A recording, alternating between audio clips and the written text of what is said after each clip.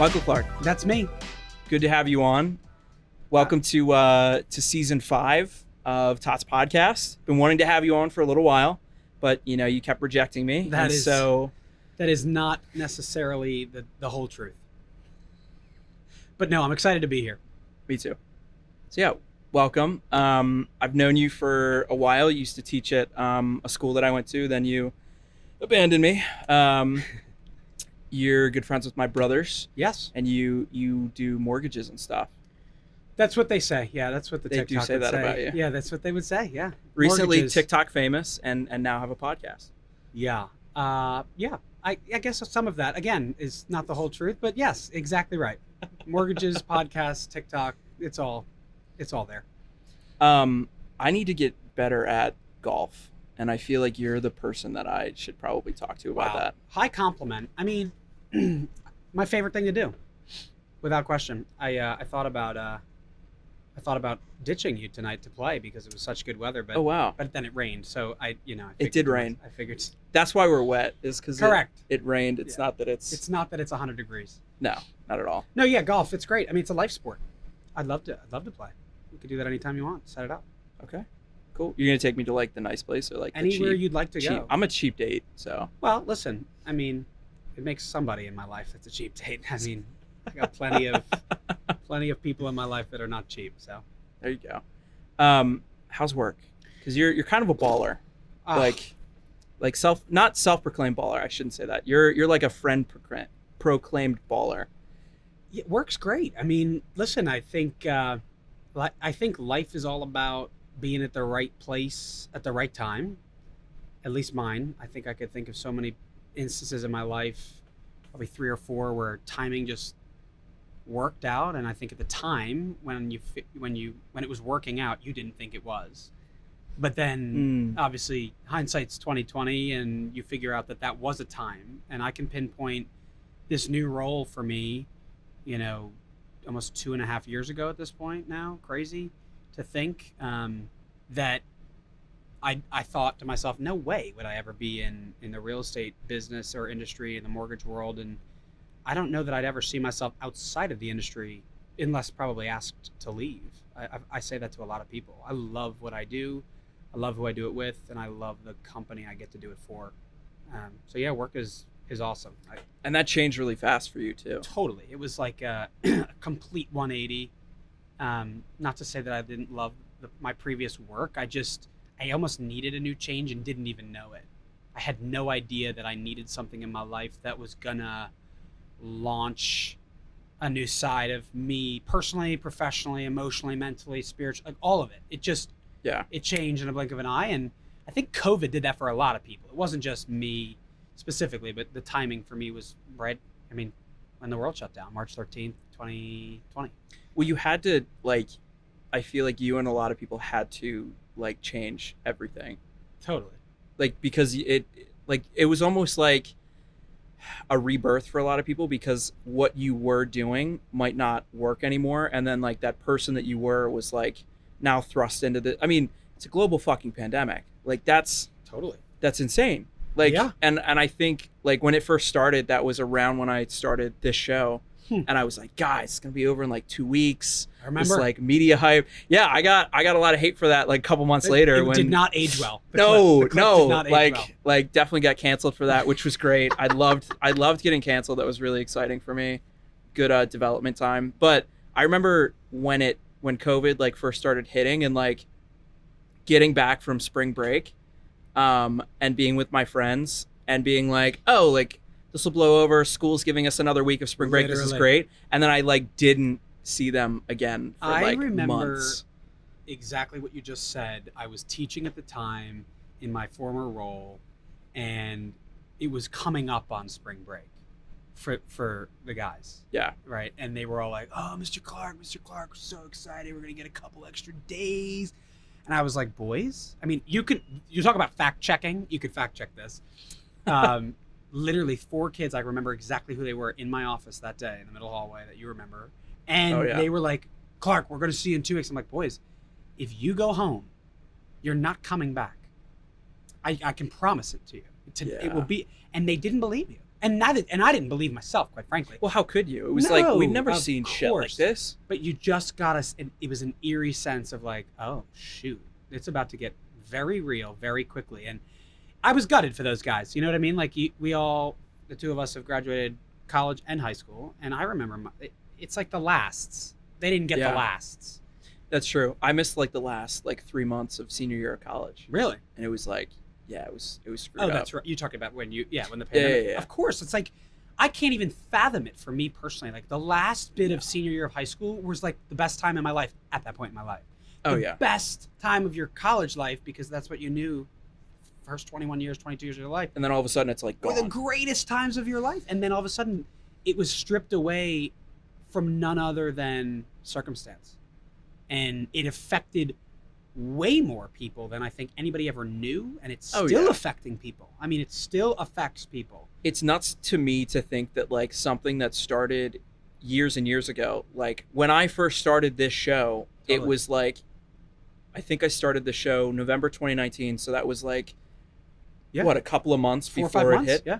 And then still going now.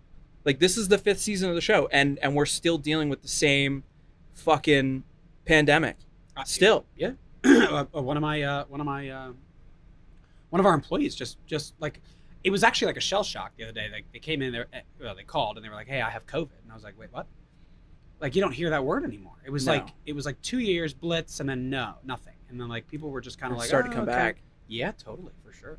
Nothing to be nothing to be taken lightly, but I mean that's just coming from my own horrendous experience. Yes. With the lovely. I gotta say, it's like, it's hard to talk about like the good stuff that happened during this time period, because a lot of people did lose everything. A lot of people lost loved ones, like their businesses, revenue, job, like whatever. Mm-hmm.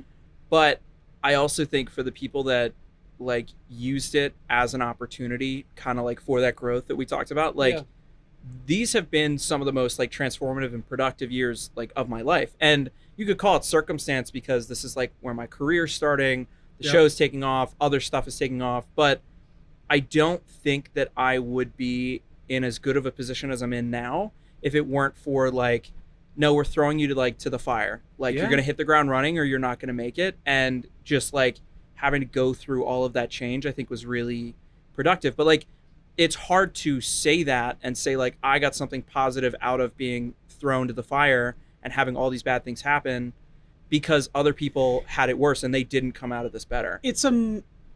I agree with everything you said. I mean, it's a mindset, right? Like the thing that comes to mind for me when you talk about that and that theme is, again, like you can choose to think about something and wallow in what you don't have, or you can spend your time, energy, and effort in positivity, gratitude, Thanksgiving, reaching out to what you do have. I mean, again, I say that, and then obviously somebody could easily come back and be like, "Oh, well, my mom just passed. What's positive about that?" And again, you could spin anything, obviously, and that's never my goal. But I think you talked about timing before, and when I got that role, that's, I think, the shift. Like, the job, and the success, and the money, like whatever. To me, I feel like I'm a better person now because I think the circumstance of the change, the transition, the COVID pandemic, like whatever, all of it balled into one. Like for me, it was, wow, like, I broke my leg. That's actually what happened that year, if you remember. How could I forget? How could I forget? You lived with us. Right. So like I lived on your couch for 3 straight weeks. I'm sure my body imprint is still there, much to your father's dismay. Yeah, but I mean, like literally, like I remember wallowing in self-pity. That was back in September of that year.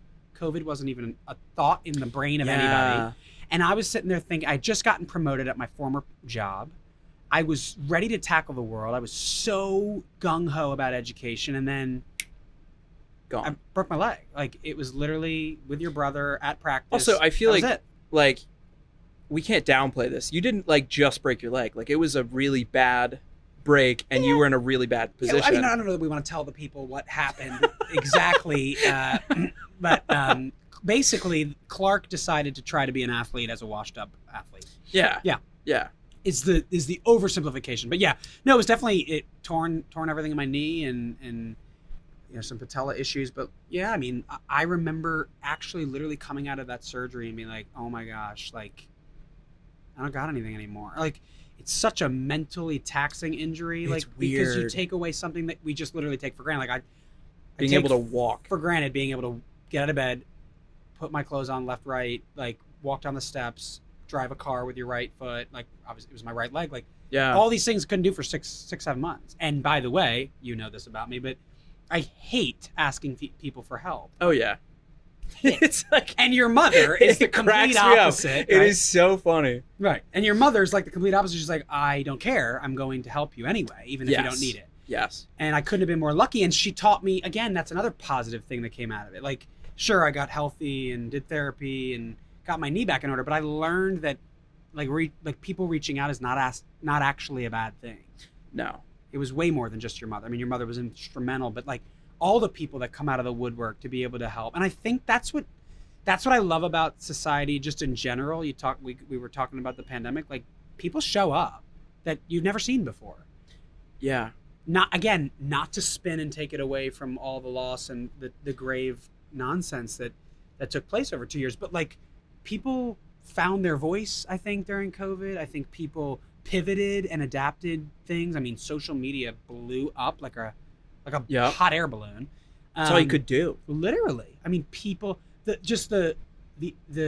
general population that just thought outside the box and started something new. And for me, my new wasn't social media or anything like that. It was, I need to be open to another opportunity because I broke my leg, COVID hit, and I lost somebody that year that was close to me. And so like everybody always says, like, oh, bad things happen in threes. I was like, huh, as a spiritual guy, I was like, maybe I'm not supposed to be at this place at this time. Yeah. And again, I wasn't looking at all. Mortgages was, if you told me I'd work for a mortgage company at some point, I feel like that's like the classic line, like when I was younger, like if you told me I was going to go work for a mortgage company at any point in my career, I'd owe you everything I had, because I never would have believed that that's where I would have ended up. And I think that's why like catalysts, especially ones that like are really bad, that's why they're so impactful, is because when that stuff happens, or like if it happens in threes or whatever, and you feel like you're at your absolute worst, that's when you're willing to make those changes. Very few people will have like inconveniences or like issues and be like, oh, like I have the power to switch these things up and like change my life for the better. Most people are happy and get complacent and they're like, it's not great, but I don't want to put in the effort or time to get it to a better spot. And it's not even necessarily like a laziness thing. Like humans get into schedules and ruts and things like that so easily that escaping that sometimes for some people is like, they can't even fathom that. So I feel like going through what you went through, or like going through COVID and like losing time at school or losing time with your friends or losing loved ones, was like, it spurred so much positive change for people that made it through. And again, like there are a lot of people that like didn't make it through. I was just out to dinner last night with friends that like, they still mask everywhere. Yeah. And it's not because they're like crazy COVID people. It's because they lost loved ones and they're so like deathly afraid about getting it themselves, when in reality, they would probably be okay. They're vaxxed, they're boosted, they're healthy, whatever. But like, that was the other thing about COVID, is like, you didn't know, like it took healthy people as well. It was almost like it was randomized. Yeah. You had a tough time with COVID. I don't know that I'm the healthiest guy in the world, as I sit here and sip on my favorite drink, but like totally bad bout. I mean, scary. I mean, again, like there were so many things that I actually wanted to debrief on what you just said, because there's so many poignant points of mainly specific. I think specifically about what struck me was, there's a line when I was in college, there was a line where, you know, you have to choose to be affected by something that doesn't affect you, or you just don't care. Right. So when I was younger, when you were younger, like when I was in like second or third grade, it wasn't like everybody you knew, you knew somebody in your life that had cancer. You didn't. Right. You just didn't. It wasn't as common. Yeah. Now it's like, you'd be a fool if somebody said, "Oh, have you ever been affected by somebody with cancer yourself, or somebody that you know?" It's like, you're like, yeah, like let me run off the list. Yeah. COVID was kind of the same thing. Like, it was kind of like some people had their opinions, and it was right, left. It was, I don't mean right, left, center, like that politically. I mean, like it was, everybody had their like, let's take a stance on the ground, and it was just like, for me, like, I wasn't affected by COVID at the beginning. Nobody in my family, nobody in my friend group, nobody, me. And then you're like kind of through it. Everybody's kind of like, oh, COVID's kind of this thing that we're going to talk about in the history books. And then November of 21, it got bad again. It was 9:30 at night on November, the last day of November, 29th, 30th. I don't remember how many days in November, but I had a meeting. School. It was a Tuesday night, and my boss and I were at his house preparing for a major meeting, a sales meeting in December on the 1st, to go over the entire year and preface what was going to come in 2022 and goals, projections, all that stuff. And it hit me like a ton of high noons. I mean, it was like I had like, honest to God, I'm here to smile about it now, but I was ridiculously sick. I mean, it was scary. I remember talking to you at that time, and it was weird to me because, like you, I'd gotten pretty lucky. Like, nobody that I had known, and still to this day, like, unbelievably lucky, nobody that I knew had like died of COVID. A couple people had like some complications, but like they were okay. And then I remember talking to you and like talking to my mom. She was like, Michael's like really sick. I was like, Michael Clark? Like, what do you mean? Like, he's a young, like, healthy guy. And totally. She's like, yeah, like, he's not like doing great. And it was a weird moment because I think that's when I started to like understand how other people started to feel, because I was like, somebody close to my family is like really sick with this stuff, and it was scary. Yeah, listen, it goes back to the choosing to be affected by something. It's like, yes, it doesn't affect me, so I don't know that I need to spend. We're all so, human beings hate certain things, change being one of them. So COVID forced people to change.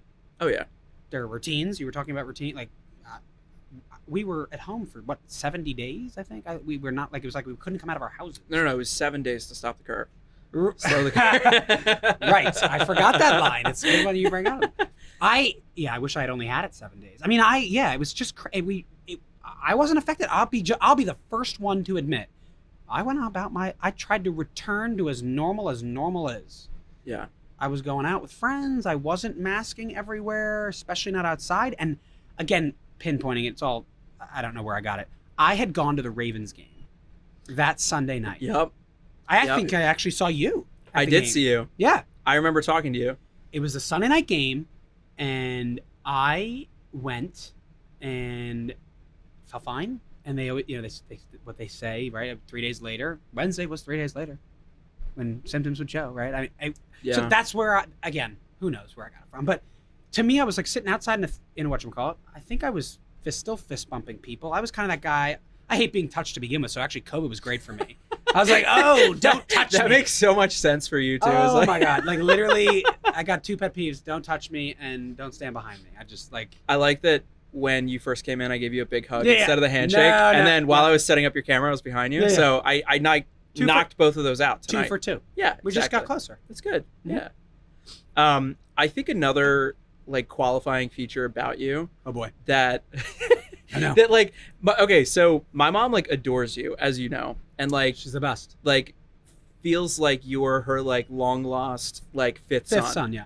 Yeah. Like consistently like talks about you like you're part of the family, and it's nice because people like you, people like Christian Connolly, like have become part of like our family, and it's so like nice to be like that house, if that makes sense, where like people are able to like come and like, you know, now like if you ever break your leg again or like fuck up your knee, like you can come sleep on our couch. Like Christian Connolly will come over for a couple days. No, your father would probably veto that. As long as you drink whiskey with him. Yeah. Well, whiskey and those whatever the hell medicine your mother had me on that day, they wouldn't mesh well together. Hiding it in the apple slices. Woo. Yeah. But like she talks about constantly the fact that like you are somebody that likes to be independent.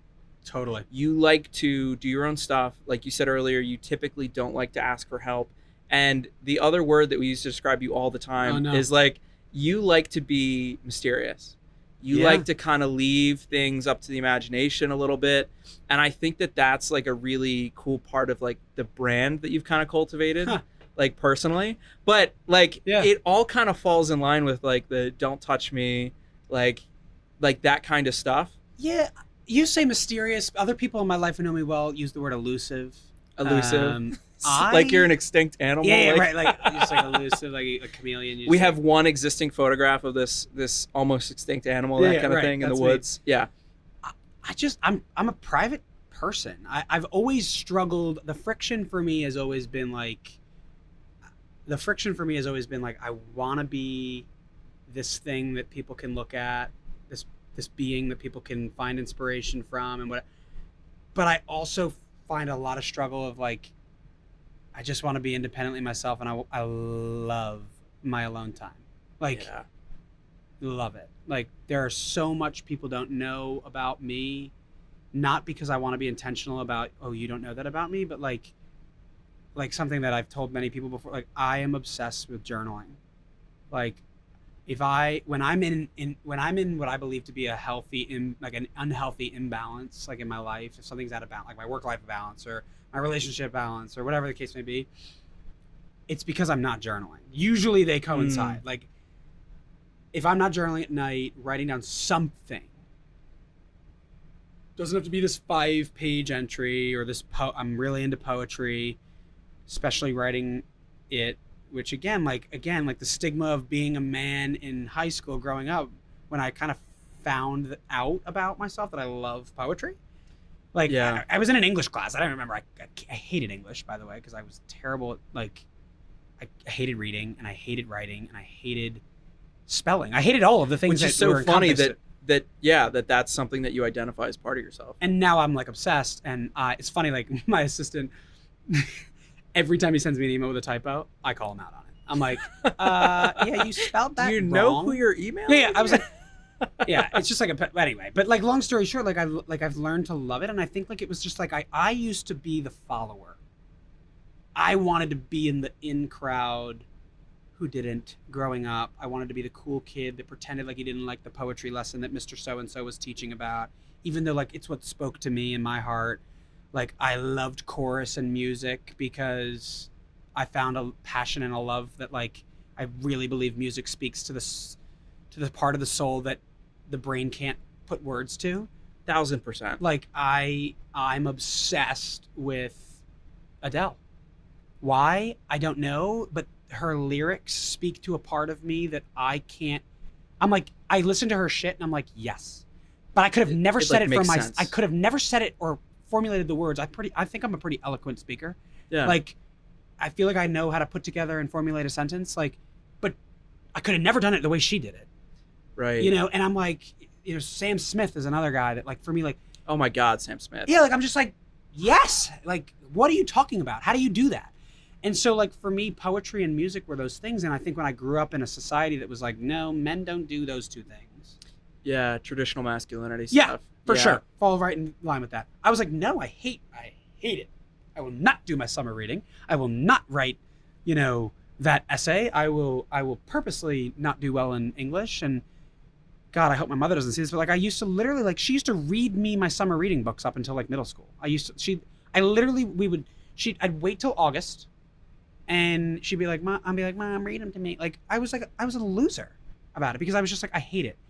But I didn't hate the English. I didn't hate the reading. I hated myself liking that stuff because it ultimately would lead to me figuring out kind of what I loved and who I loved and what I was about and what I cared about. And so to hear that the word around the fam is mysterious, it hits me hard in a good way.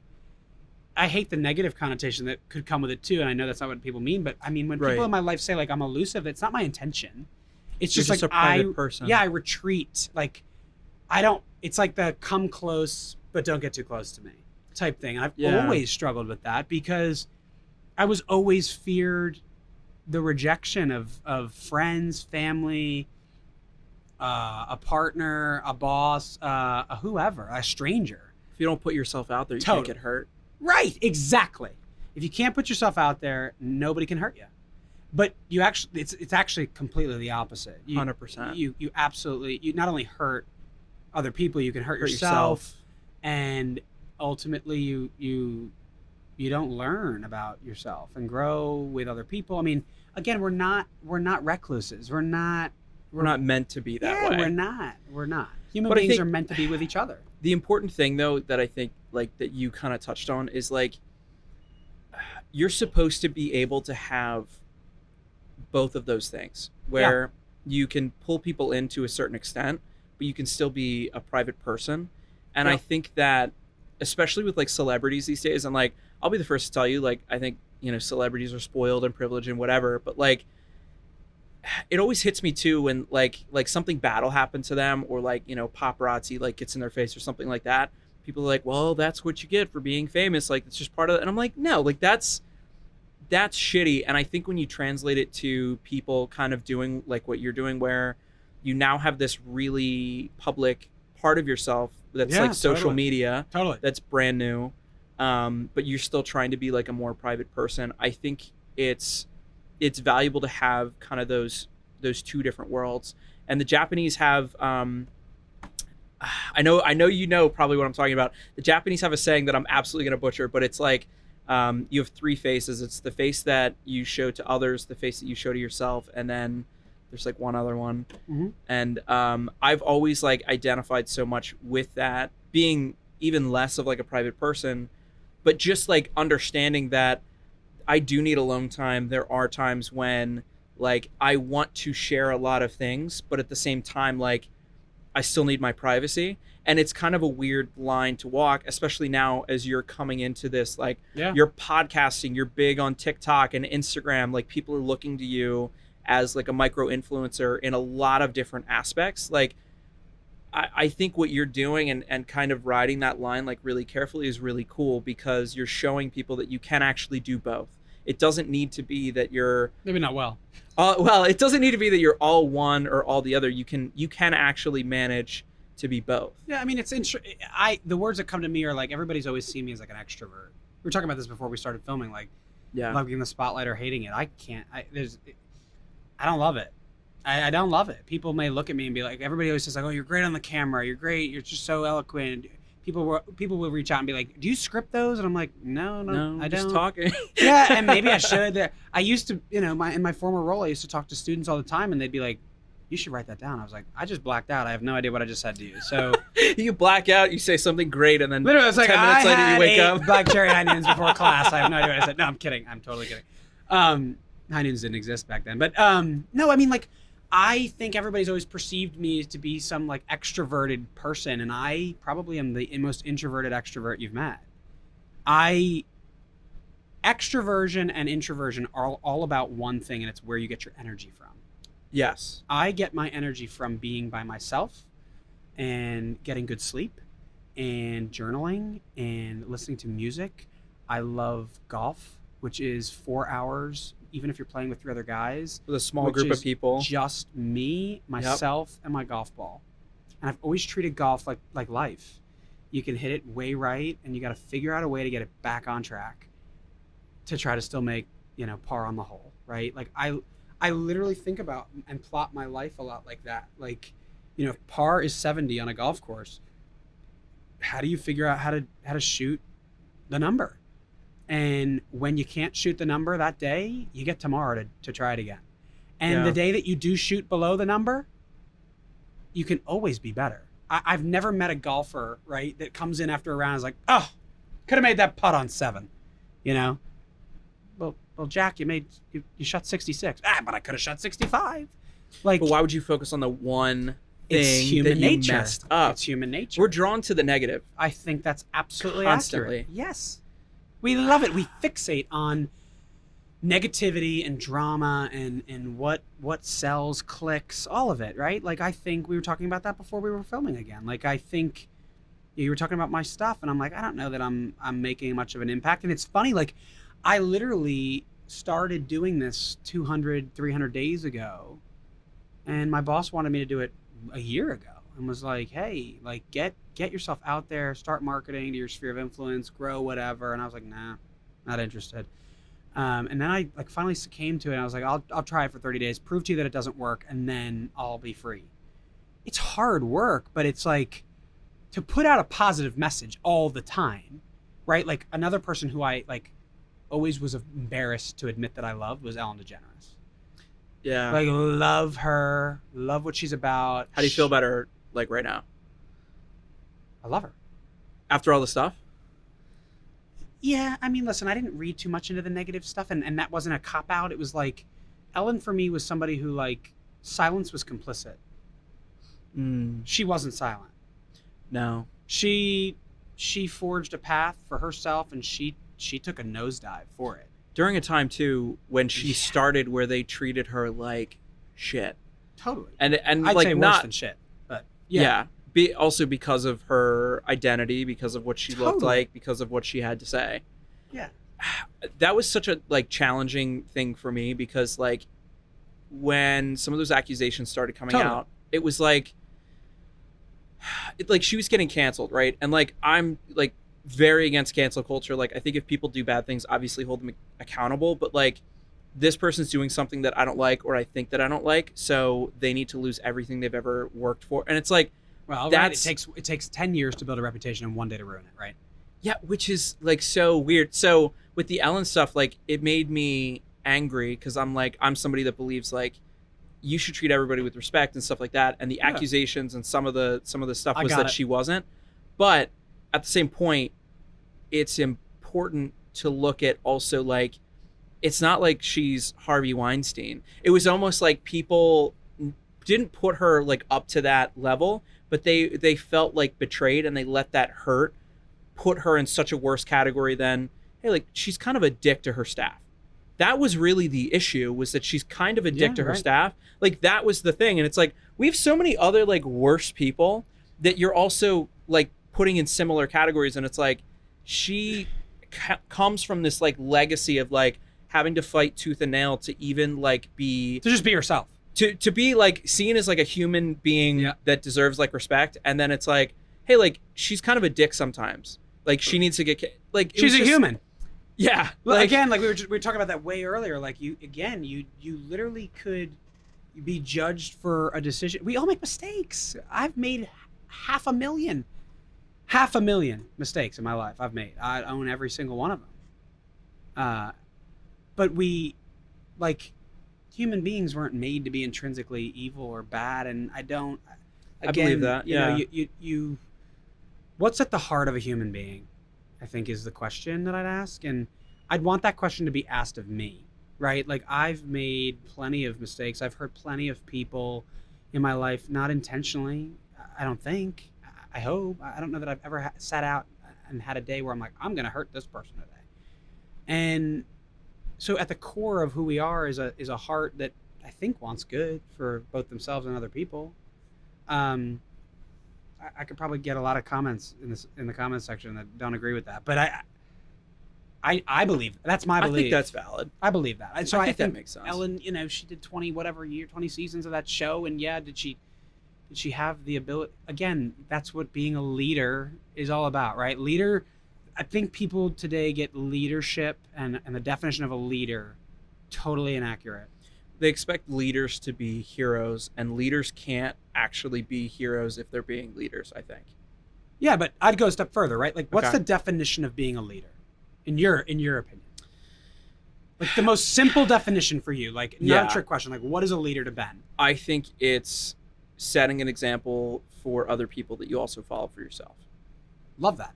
For me, a leader is somebody who people choose to follow. Right? Like, somebody who's in management, like, people have to follow that because you're given a title. Title doesn't mean you're a leader. No.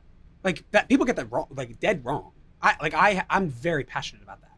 Like, I don't choose to follow a manager at work because they are the boss or they're the manager of you or somebody else. I don't care what your title is. Are you a good person? Do you have great qualities? Do you lead?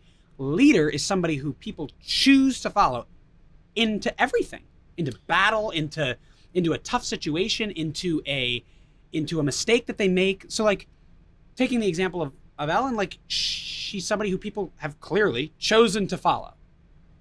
Did she take accountability right away? I don't know. You could make the argument she didn't, right? But, like, people still chose to follow her because she's a good leader of many things, of daytime talk show, of millions of people, of the LGBT community, of all these things that she has come to be this leader of.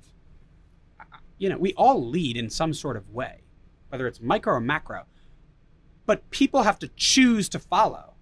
Like the podcast, like people choose to follow your podcast because you're leading conversation, you're leading viewership, you're leading, like whatever you lead during this.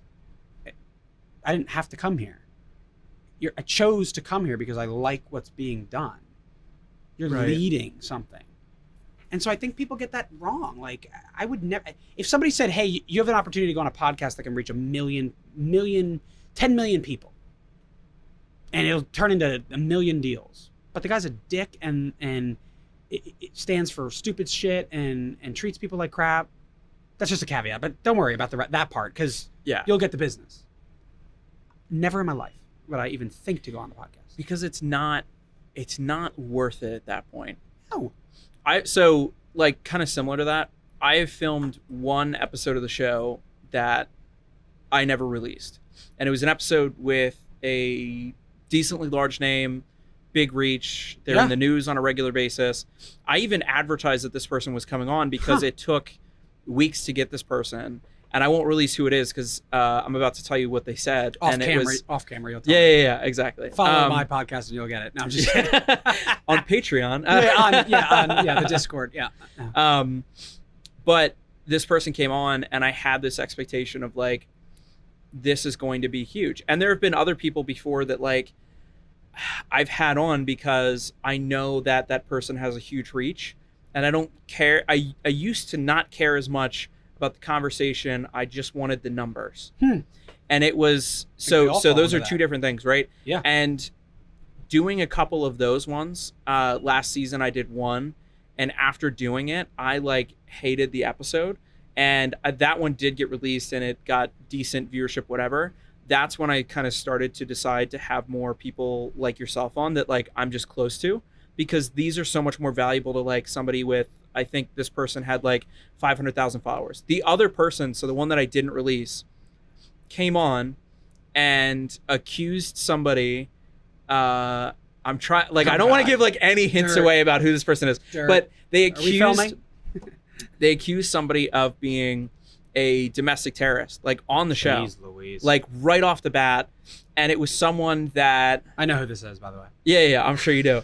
And click the link below. It's somebody too that like I know and that I'm not necessarily close to, but it's somebody that has treated me always with respect. I looked deeply into this person, and not only have they shown me respect, but like they're pretty squeaky clean. But they've also had a bad rap, and this person, from their perspective and their negative interactions with this person, just decided to come on and trash this person. And I had to let them know. I was like, that's not something that I allow. Now, listen, like it wasn't in the contract, by the way. Exactly. I let people say pretty much whatever they want to on the show. I would agree. But it was legitimately to the point where I was like, okay, I can make a decent amount of money off of this episode. I can get at least a couple million views on TikTok and get some good stuff on YouTube. I can literally restart one of the biggest dramas in the United States through my podcast, be the carrier for it, be talked about, go on the news, all this stuff. If I release this, because it restarts this whole drama and all this bullshit. And I was like, and this is not to make me sound like some like hero or whatever, but it was like, it was so binary to me, and this part didn't cross my mind for a second. It was just like, that's what I could do.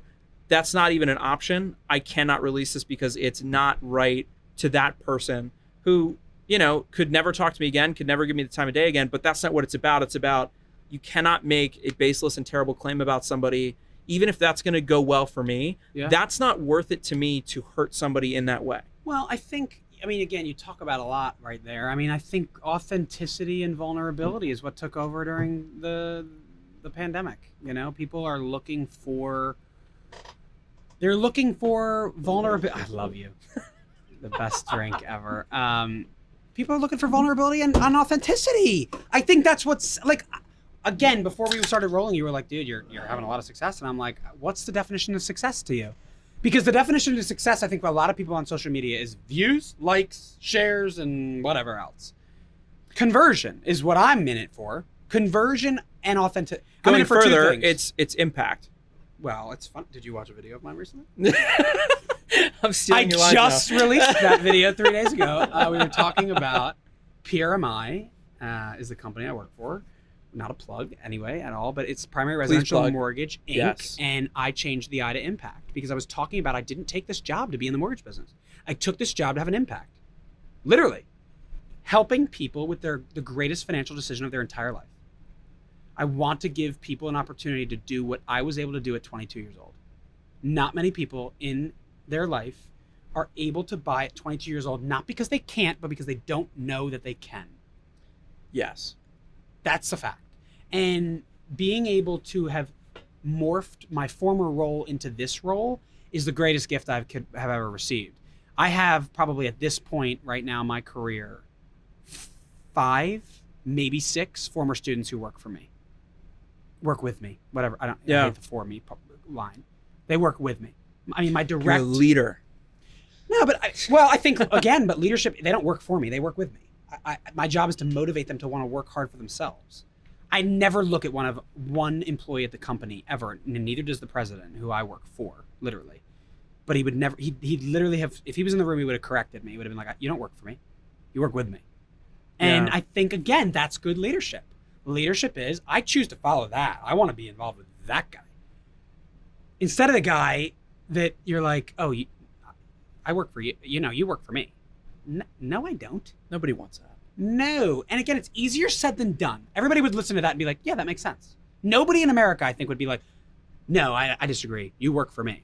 Well, but you'd No, also get a nobody- lot of shit for, like, I think sometimes, like, when we say things similar to that, people, like, conflate that with, like, they're saying, like, oh, like, this is easy. No. This, like, it's a challenge to be that way, but it is a challenge that you should do. That is the right way to go. Yeah. I think. People expect things of leaders too.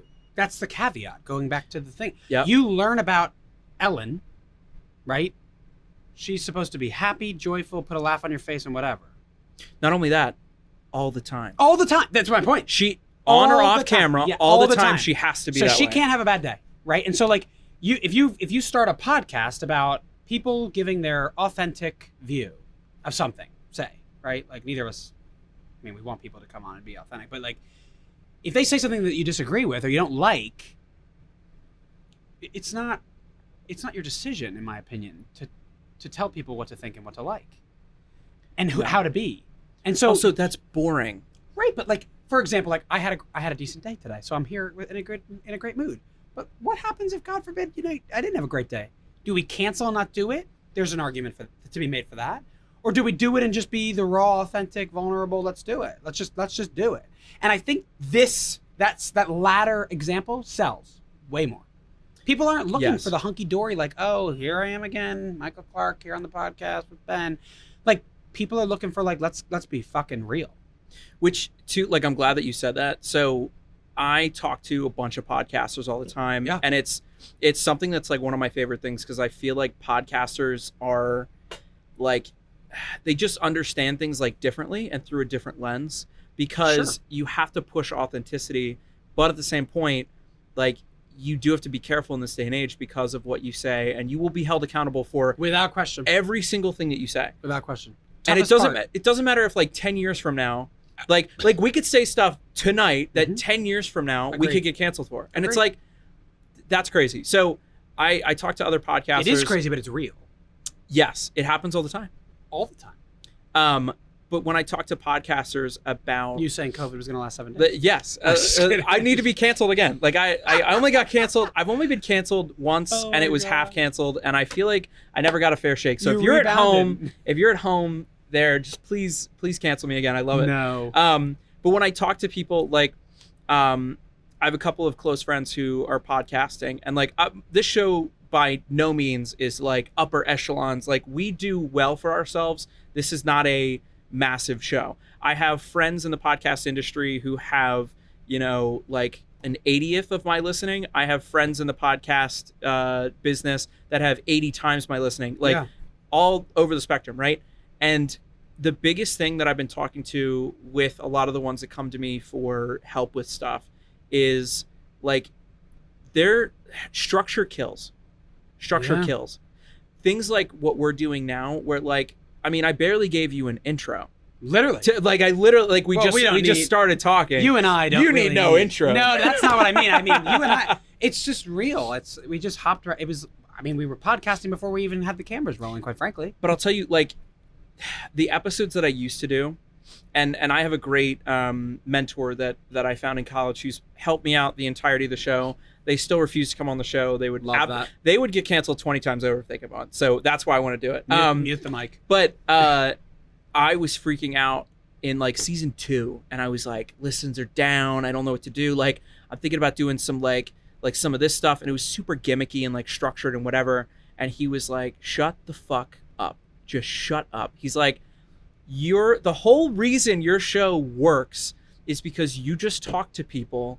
There's no structure. There's nothing beforehand, like whatever. If you add structure, it dies. And so, of course, I didn't listen. I tried out structure a couple times. Classic. And people hated it. And the episodes that do the best are literally when people come in and they're like, hey, like, just so you know, like, I don't know how we're going to do. And like, you know, I don't use social media, so I can't really promote. And like, you know, what do you want me to talk about? And they just come in and they just talk to me. Those episodes will do on average 5 times better than my other episodes, where it's somebody that I'm bringing in for a specific reason, for like this or that. Totally agree. Because it's the authenticity. And the other thing about authenticity is people can tell if it's fake authenticity, totally, or if it's real. Yeah. And so that's another reason why I wanted to have you on, not to like kiss your ass or anything. God, but, no, I don't want to be touched. I mean, you don't need it, so. No, I don't. Is like connected to your journaling. You also have done something that I try and do occasionally, which is on Instagram occasionally, you will write something out that's pretty eloquent, that comes from your heart, despite you being a private person. Yeah. And you like bare your heart on social media, and you just kind of leave it. It's been something I've always struggled with, right? Like, I literally, people have always, like, the people that know me the best are like, dude, you're a hypocrite. I'm like, no, I'm not. It's never my intention. And people are like, well, you can't say you're private and then do that.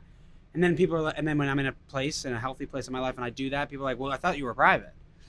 And something resurrected recently for me that I'd put up when I was like I think in like 10th grade or 11th grade. I can't remember. It was a letter I wrote to the bishop of my diocese in New Jersey, where I grew up, about his view and his response to the diocese on the vote of same-sex marriage. And there was something, again, like, it's that moment that you're like, whoa, that hit me right here. I can't be quiet. Yeah. And I always have had this like feeling, for me, like all my thoughts to me come in like the shower. I used to belt any song in the shower, and I used to literally see myself with a voice in the shower. But I was quiet. Like, I wasn't a quiet kid, but I like the real me was quiet, right? Like, you were participating, but not as authentically. That's a great not as way yourself. Yeah, without question. Yeah. And part of it because I didn't know, and part of it because I didn't want to. And anyway, we can get into that another time. But like, it literally was a time in my life where I was like, no, I'm meant to literally speak up for people that can't. I've always said that silence is complicit. Yeah. Choosing to be affected by something. I'm not affected by, God, I'm trying to think. Like, I'm trying to think of something that's not going to get me the war in canceled. Ukraine. Yeah, like, I'm not affected by that. But I am affected by that. We could all be affected by that. We can choose to be affected by it. Exactly. And so, That's like, for the me, difference. like, I always was like, I don't love that for me. And so when I was the healthiest, like, I was like, no, I have to speak up. This is not okay. Yeah. This affects way more people than me. And then when the role changed and I became the mentor figure to these high school guys, there was always a fear of like, oh my God, I can't get found out about who I love. But these guys adore the life experience I bring. But I only bring this much. I can't bring it all. I only can bring this much. You can't be your true self. Yeah, you couldn't bring your whole self to work.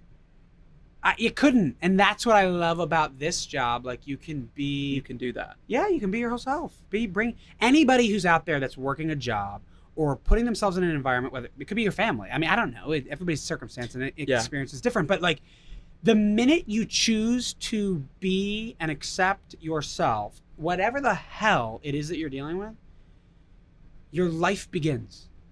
Your life begins. And like, again, I say that like sitting here in this chair and you're like, oh yeah, duh. The douchebags at home Right, are like, they're like, easy for you to say. Yeah, they're like, duh. I'm like, no. Like, but like literally, that's what should be being peddled to people.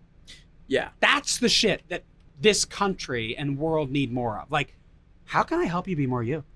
Because the world needs more of you. Like, really you. I want to know all about you and what you want and what you love. Well, not only that, right? But I think people get it confused because they push. Oh, I'm like, confused. Yeah. I think people in every community, in every political party, whatever, they push people to be themselves as long as it aligns with the lane. My worldview.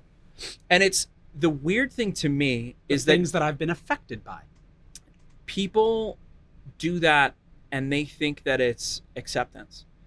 So like what I would like to see is like I mean, you could break it down into like party examples, right? But like I think it would be interesting if like liberals, for example, were like, hey, like I accept you if you're gay. Like great. Like that's a pretty common like liberal more generalization, yeah. Yes, totally right? Yeah. I think it'd be much more interesting if liberals and conservatives were like, hey, I accept you as a conservative. I accept you as a liberal. I love it. You're right. Because it's so easy to be accepting of people that you agree with. It is so much harder to take it to heart and be like, I disagree with you. I disagree with your worldview. I disagree with your viewpoints, but I accept you for who you are and I want you to be who you are. And I'm not trying to change that necessarily. But also that what people don't realize is like when you try and put people into categories that you're comfortable with, you're never going to get them to come to the table with you. So like, not really, like not as a real person. No. So like if like I'm more right leaning and I surround myself mostly with left leaning people and I always have because I know that about you. I enjoy talking to people that I disagree with in a respectful manner because I don't learn anything from only talking to people that I agree with. Of course.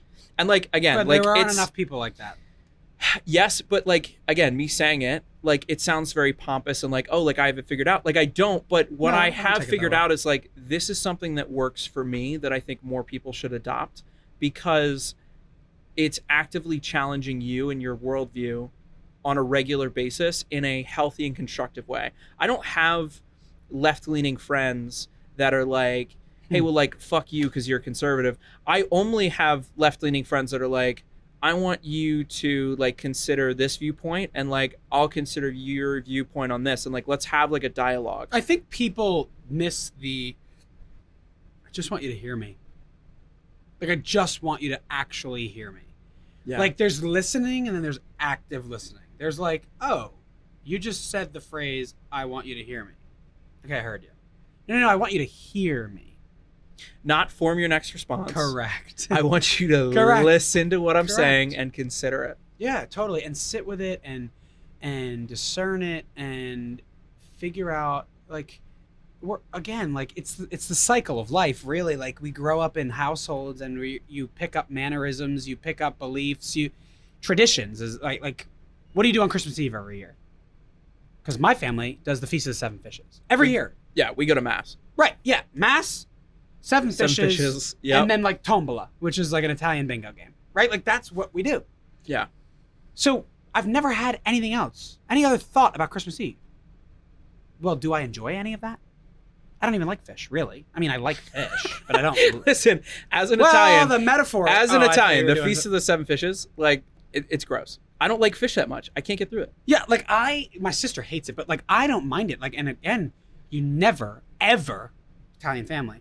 Not eat your Italian grandmother's No, and you can't. food. You can No, not you can't say. You can't have an excuse. No. No, like the clams, I hate it.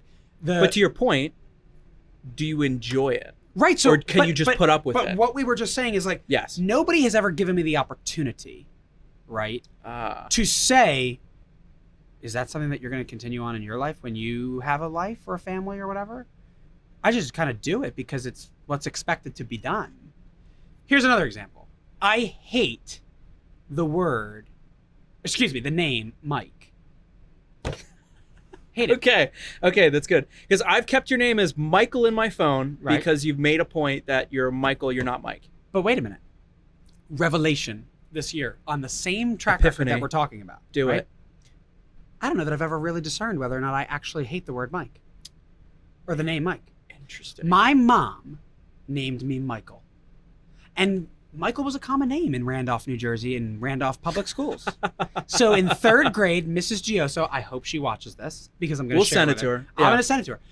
There were 4 Michaels in the class. 4. And they were all, there was one later on in the alphabet than my last name. Mm-hmm. It was like Michael with the last name A, I won't say his name, Michael with the last name B, and then Michael with the last name C, me. And then there was Michael with the last name M. So when she went down the roster, it was, I'm going to call you Michael. I'm going to call you Mike. I'm going to call you Mikey, which is me. You're And Mikey. Yeah. And I'm going to call you, I don't even remember. I think it might have been his last name. Who cares what it was? My mother comes to back to school night that year. She's like, oh my God, Mikey is so great in class. What'd you just say? Like I can actually hear I can feel my mom twitching right now that we're talking right about this. And she was like, Michael, you mean? No, Mikey Clark, right? That's your boy? No, Michael Clark is my boy. Well, the next year you get involved in baseball and this, that, and the other thing. There's all these Michaels, and it was Mike and Clarky, MC. I named him Michael. Like that, I can hear. Like, put that in the caption. I named him Michael, and it became something that I just okay. That's what my mom says. That's what I'm doing. My name's Michael. Well, then you grow up, you gain friends in high school. They call you MC, they call you Hammer, they call you whatever they call you. But my response immediately was, no, my name's Michael. Is it? Do I not like Mike? Or That's is it, how you grew up. Yes. That's what was ingrained So, into you for so long. You take the theme because I hate politics, but we were talking about the two of them, and Yeah. I don't know. So the epiphany I had this year was somebody said to me, they said Mike, and I let it go. But the person I was also with knows that story, and they're like, it's Michael. And corrected for yeah, you. They did, and I go, It made you think about it. yes, it made me think about it. And this branch manager of mine was like, who called me Mike. He was like, oh, I'm sorry, and I'm like, no, don't apologize. Like it's not that big of a deal. I'm not offended. Right. But I was almost trained to be offended by the word or the name Mike. Interesting. And so I thought to myself about it, and I was like, I don't even know what name I like to be called. Call me asshole for all I care. Like, I'm kidding, obviously, about it. But, like, I love Michael. But, like, do I not like Mike? I don't know. I haven't thought about it. Because I've never had to. Well, so this is such a great example because it's like, it's your name and like, that's obviously important. But like, think about how many people grew up in households where there was certain like politics or homophobia or racism bingo. or, You're getting to the theme I was getting at. and then Totally. they don't know that there's something else because it's so ingrained in them that no, this is the way. Yes. This is the way. Listen, you know my story. I grew up in a right-wing, Catholic, conservative family. Upper middle class. That was my upbringing. I didn't choose that. I was born into that. Right? And I was lucky. I'm grateful to be a part of all of that. I am not right-wing. I'm not conservative.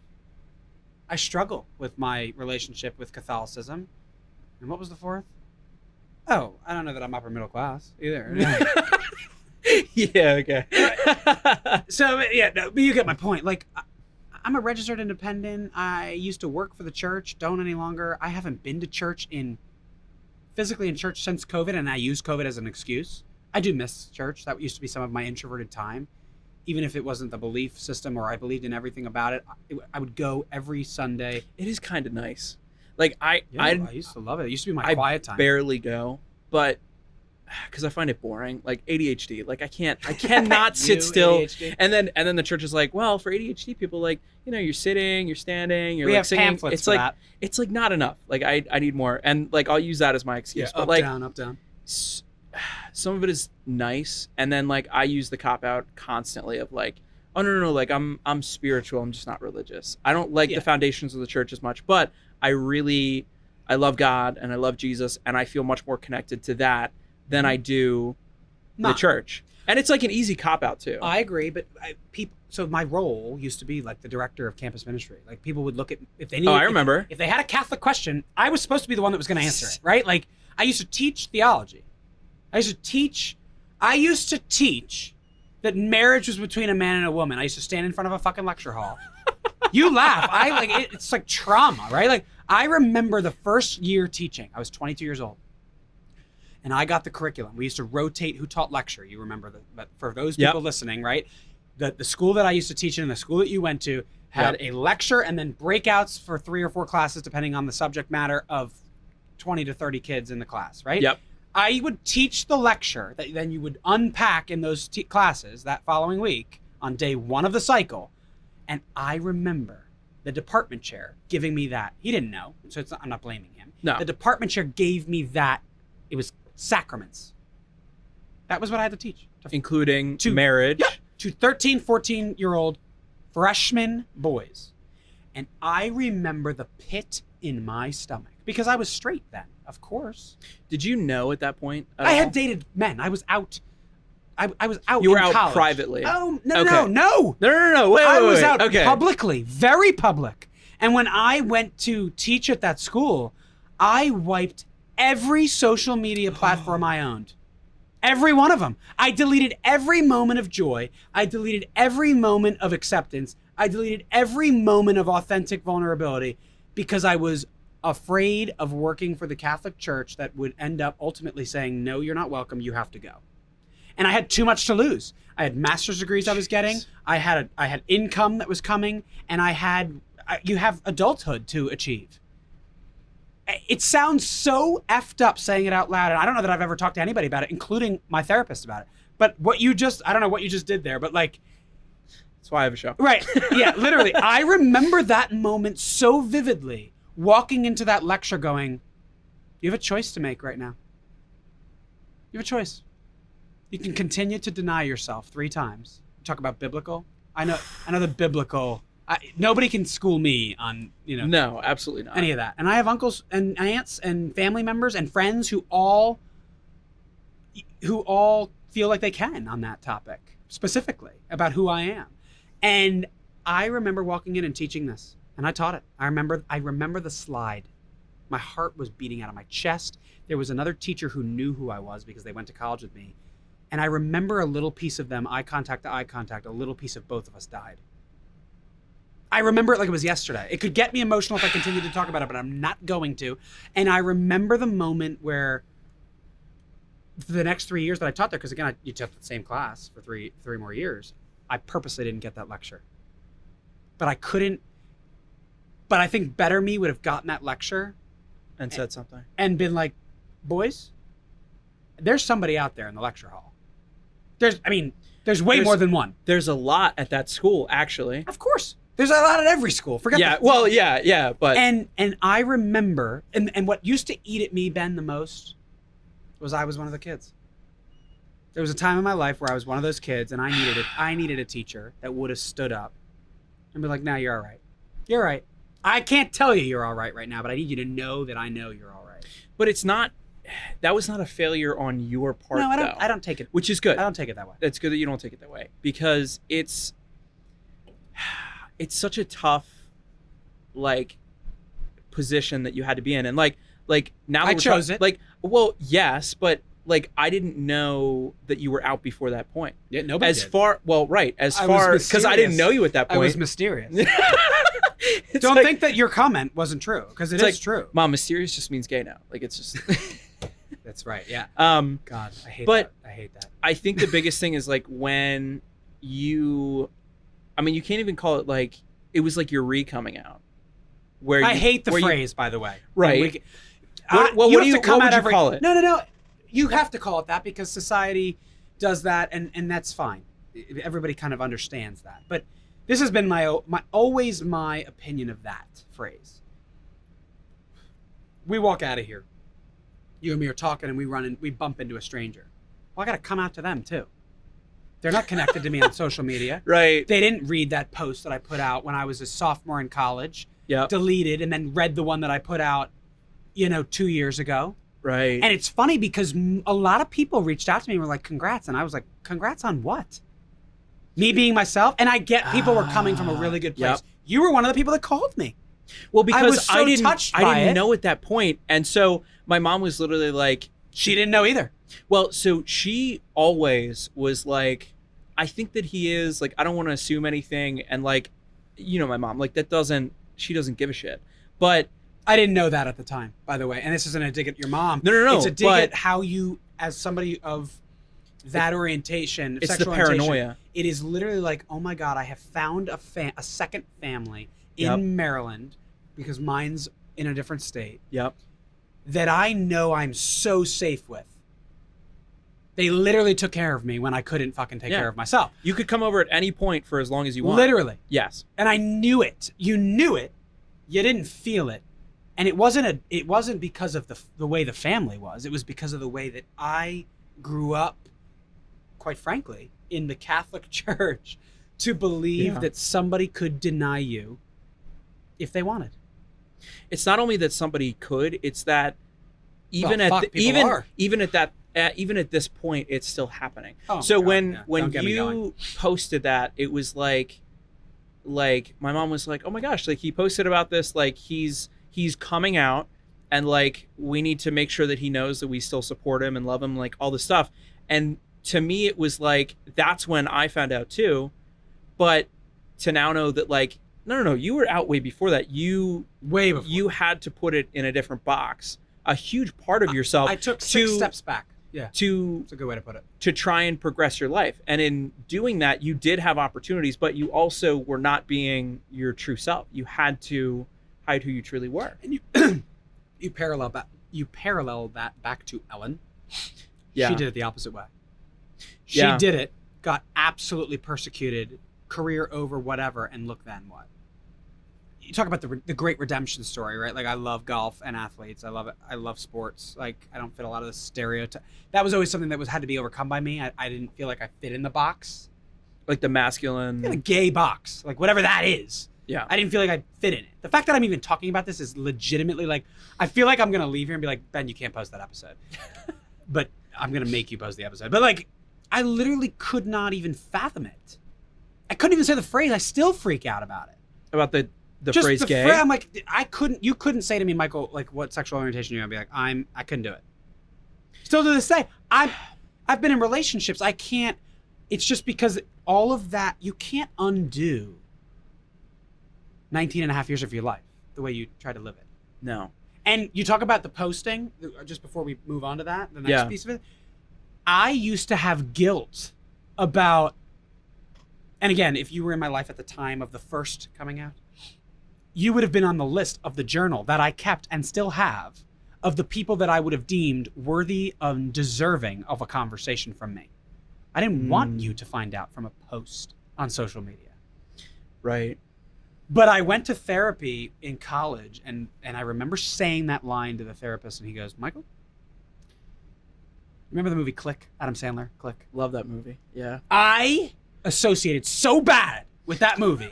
It was disgusting. I used to literally be like, if I could just pause, rewind. Go talk to every single person who ended up on that list of people who I deemed worthy and deserving of a conversation from me. Hey, I need to tell you something. Because I felt like posting hurt somebody. I felt like I was doing you a disservice by posting.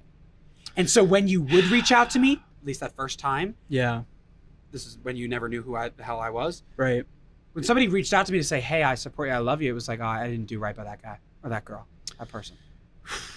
And so it was just like inflicted Which sucks crap. too, because like you didn't do anything wrong. And like to relate it to something that like I've gone through to like a lesser extent was when I came out with having Tourette's. Yes, I remember. Was I went on Ben Brown, the TOTs Podcast, and I remember like I almost cried on his show, and he's a lovely human being. I almost cried on his show because I was talking about the response I got, and the response that I got broke me, because people that I was close to called me and they're like, I'm still gonna like make fun of you for making little noises. And I was like, I love you. Like, you are the best. Because you love that. But like, and it still makes me emotional. I had family members reach out and they were crying, and they would call me and they're like, we had no idea. We're so sorry. And I'm like, you have nothing to be sorry about. This is something that I kept from you. And then in that moment, because it can't be their fault, because honestly, it's not, but I think it's hard for humans to realize that there are so many things that happen that is nobody's fault. It's just how things go. And so I had so many family members reach out to me, and it made me so upset with myself that I hadn't called them before, because they felt guilty and they felt bad that they hadn't supported me.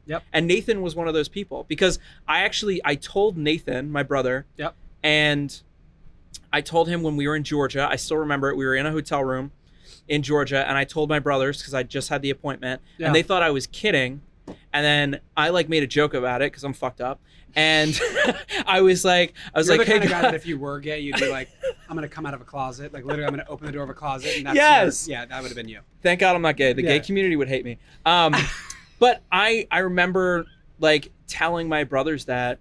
And then I post the episode and I talked about the support that I got from my brothers. And Nathan, I won't go into too much of that because he's also a private person. But he basically, he was like, I haven't supported you in the way that I should have. And I was like, Nathan, it's not about knowing some of the intimate details of what's going on or understanding them. It's the fact that you are a good brother, and that you treat me with respect, and you treat me well, and you love me, and you show love to me, and that we can spend time together. And I know that none of this is going to change how you feel.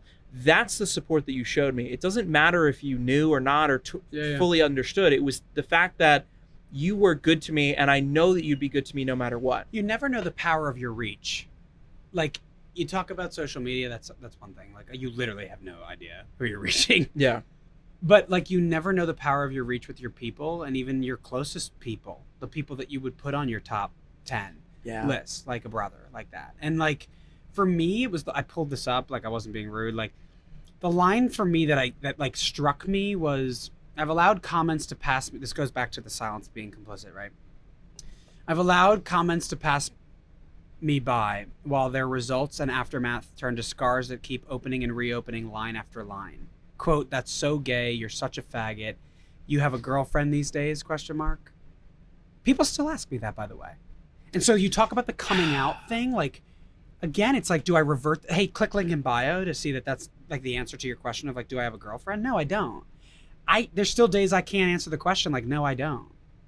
In fact, I played golf with somebody recently that was like, hey man, like we had not seen, we really had never played golf together. We were in a match, and he goes, hey, like, you seeing anybody? You have a girlfriend? And like, that's the assumptive question. Man, probably straight. Of course. Has a girlfriend. And let's call a spade a spade. I actually play on that. Like, and again, I used to do it way more so when I was at the high school I taught at, because I mean, the guys would be like, oh, Mr. Clark, like, what are you doing this week? Oh, just going out, getting hot dates. Yeah, got a lot of hot dates. Mr. Clark, you pull any ladies this weekend? It's like, yeah, you know how it is. Like, no, like, what damage I did to the kid that, like, or whatever.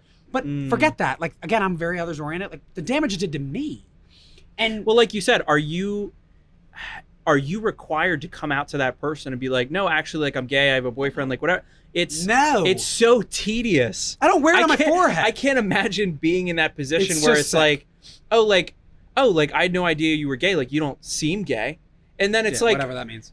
Do I have to, first of all, gay is not like a box. Gay is like a spectrum, just like straight, circle. Right? It's more like a circle. A circle. The circle of gay. But like, to your earlier comment, like, having to be in a position where, like, oh, this person doesn't know. Now I have to bare my soul to them and tell them about my sexuality, and then maybe they have questions like, I don't know if I'm in like the right mood to get into, like, it's how I you felt have about to be your perfect all the time. Yeah, it's how I felt about the 6 people in your family. Fit right into that category that you just said. Yep. How can I tell each one of these people? Nathan was the first to know because he graduated and he was with a relationship, and the response I got from him was unreal. Even Justin, like, I even told Nathan, like, Justin's reaction to that was like one of the greatest things I've ever experienced. Like, I'll never read the message to anybody ever, but like, No. I was, because that was the line. That line resonated with people. You went to an all boys Catholic high school. Yeah. This homework is so gay. Really? So that Regular. homework likes other homework. You think I'm kidding? I used to say that to people, but when year 3 and 4, right? I was there for 4 years. Year 3 and 4, I was like, I can't live like this anymore. I gotta find little spots that I can try to do this, right? Yeah. Then the dance policy thing came up, like, the whole like whatever. And I used to keep quiet. I just wanted to be under the radar, private, whatever. No, but the fact that like being in theater, most of my friends at that school were gay. Stereotype. And so, right. I'm kidding. But they were. And then you're correct. But here's what would happen at that school is, because I knew all these guys, like I was only in 17 plays when I was younger, but keep going. Not a stereotype. I can name them all for you. There were A Few 3 Good Men, Oklahoma. No, I'm kidding. Go ahead. Well, men, of course. Oh, yes. Go ahead. I had 3 different guys come out to me at that school. By the way, while I was still in a period where I was still using the term gay, like, whatever. I used it. I mean, I still use it sometimes because I'm a piece of shit. But, it's, I grew up in the Call of Duty generation, right? Like, that's literally Xbox, Call of Duty. If you camped, it's pervasive, right? If you camped, you know what that is, right? Yeah. When you sat there and spawned and then camped and just used to kill people. If you camp, then you're gay. You were gay. Yeah. And I remember, like, the sport you played. I played, after I did my knee when I was in high school, it was like, oh, you played volleyball? You're gay. You're in the chorus? You're gay. Because it was different. Right. You're in plays? You're gay. It just so happened to also be a fact about me, and again, which leads to it, we can have a whole podcast episode about that, but yeah, you can come on mine, we can talk about it. But long story short, like, I literally remember it like it was yesterday, that word, gay and faggot, it literally led me to try to do it. Take your life. I couldn't do it because I couldn't speak up. I couldn't find the voice for it. Yeah. And the amount of text messages I got were infinite. It's one of my most liked posts on social media. And people are like, well, why don't you play more on that? And I'm like, I don't use that to court people. And by the way, if you read the post, and if you read the post, it wasn't about that. If you read it. And I say that to people, like, oh yeah, that was your coming out post. No, it wasn't, because by the way, I came out 7 years ago. You didn't know me then, but I did. But that's why so many people were like, I get it. Like, oh, this is why he's coming out. I get it. Yeah. But the posts that meant the most to me, and this is the theme I want people to take away, and it was actually the intentional part, and I am an intentional person. It was the guys, the jocks, all the kids that I used to associate myself with when I was in high school, and who I was in high school, who I wanted to be and sometimes achieved. All the kids that used to be really close to me when I was a teacher. Yeah. In high school.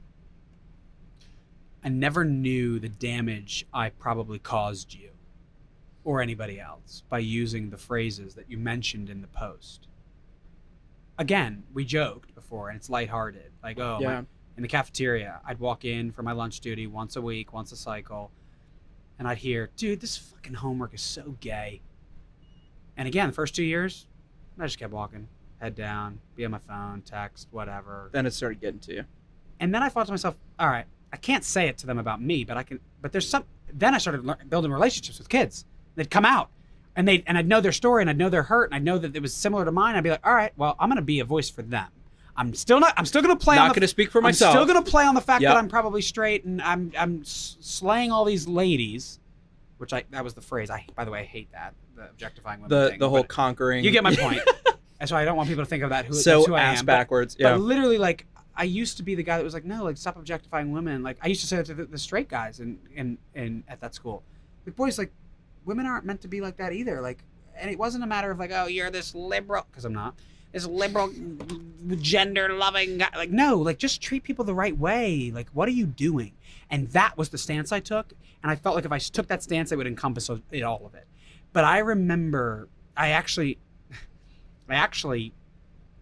know exactly who it was. And they actually were one of the people that texted me that meant the most. And they used to use that phrase all the time. Jock, athlete, Division I athlete, plays the sport, is a senior, heading into his senior year. One of the best kids I ever knew. I knew that his heart was never in, you're so gay, stop being a fag, whatever the case may be. He's just saying it. It was, you couldn't persecute a kid for the way they grew up and the environment that society provided for them. But you can provide a better environment, and you can challenge somebody's point of view. You can challenge somebody's experience, and you can use your own experience to challenge somebody to now have to choose to be affected. Yeah. Go back to the cancer idea, the cancer example I gave. This is an even bigger one. In second grade, when I was in second grade, being gay you weren't. When our parents were kids, it was, when Ellen came out, it was like, what? Don't say that out loud. Right. Now it's like the opposite. It's like, all right, it's too much. At least in my opinion. Like, it's too much. But like, I couldn't imagine myself growing up 40 years ago. I probably would have either one, ended my life, or two, ended up in a gutter, or three, probably gotten married, had kids, and been miserable, quite frankly. Well, so this is like why my experience with this was like weird, was my dad's best friend, as like, traditional and whatever he is, my dad's best friend, his whole life was gay. And he always said, like, I knew before he knew. This is also, I used to hate that, by the way. We can come back to that. Yeah. But it was like, he was growing up during a time where that wasn't a thing. And so repressed it, whatever. And he'll probably end up seeing this, and so will his daughter. But got married, had a daughter, and then kind of figured out who he was. And now he has a wonderful partner. They're actually moving to Maryland, which I'm really excited about. Do they need a loan? Oh, see, I could set you up. But I'll do it for friends and family. The thing was, like, my earliest memory that I can remember is being with my gay uncle, who I knew was gay. And, he was out at this point, obviously. And going to Crayola World. In Pennsylvania. Yeah. Because first field trip, by the way, when I was in first grade. Love it. It's a good one. Because my parents adored him, and he is part of our family. And my parents never raised me to think of anyone of any identity, race, whatever, as like to be treated differently. Everyone is to be treated the same. But because of the environment that I was in middle school and start of high school before I was in theater, I was extremely homophobic. I was like, gay people are disgusting. While I had a gay uncle that I loved. I'm still homophobic. You're still homophobic. We have a joke. My friend group has a joke that I'm the most homophobic homo that they've ever met. We laugh, and I would laugh at it too, but it is actually true. Like, and again, I think it stems from I don't use this word lightly. Like, it stems from the trauma that you can't erase 19 and a half years. I came out at 19 and a half. Came out to my mom as bisexual because, again, I didn't have disingenuine relationships with all the women I dated. Mm-hmm. But that was the box that you had to fit. Well, not to interrupt, but all of the kids that came out to me, or all my friends at that school, had a system where they would come out as bi.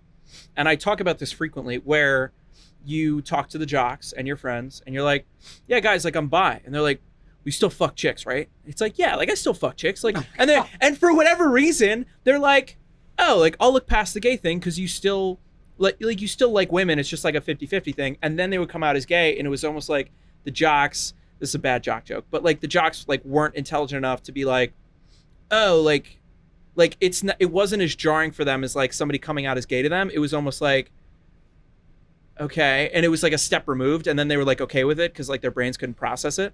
Yeah, that's still a thing that happens at that school.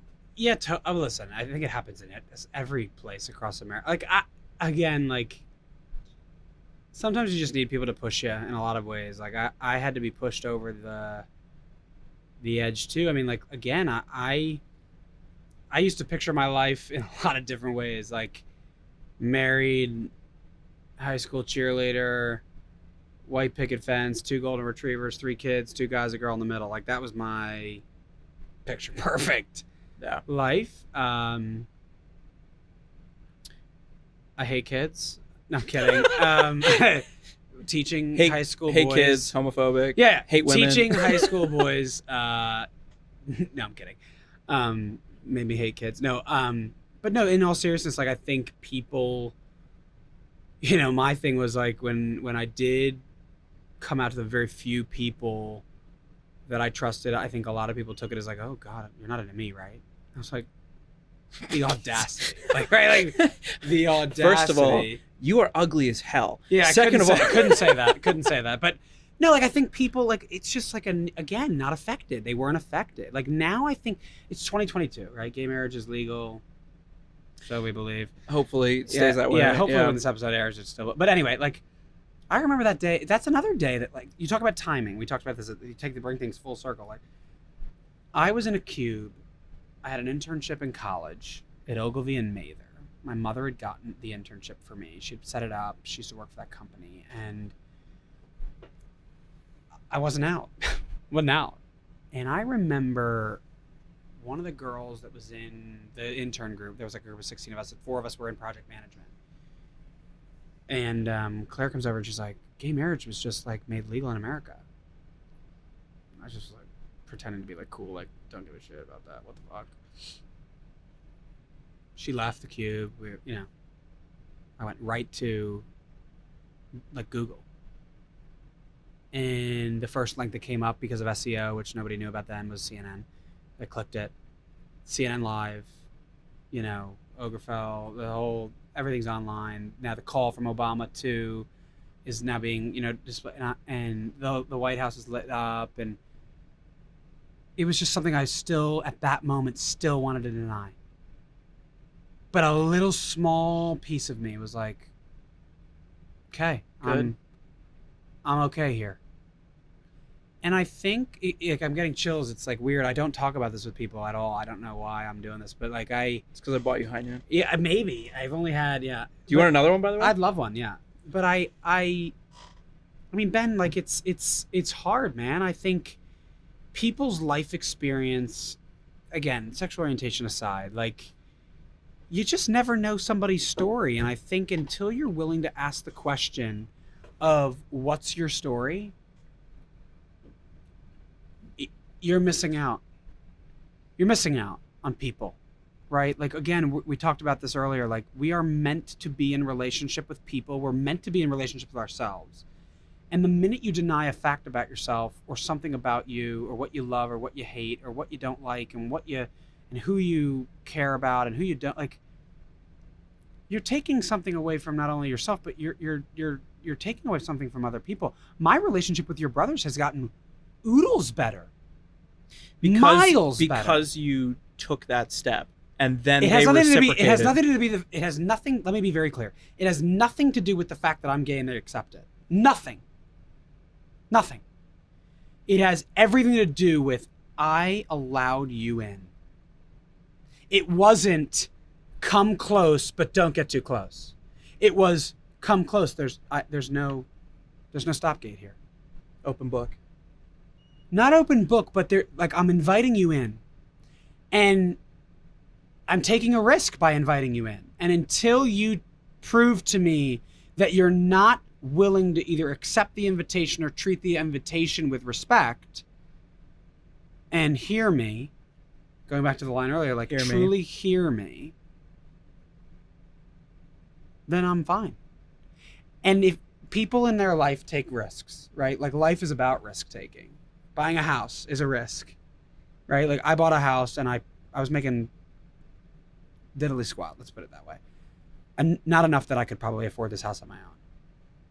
Without down payment assistance, a grant program for teachers, and knowing that I'm going to have income from 2 renters. But I knew my situation. I knew I was going to be there 4 or 5 years to get my degrees, and I was out. That was my plan.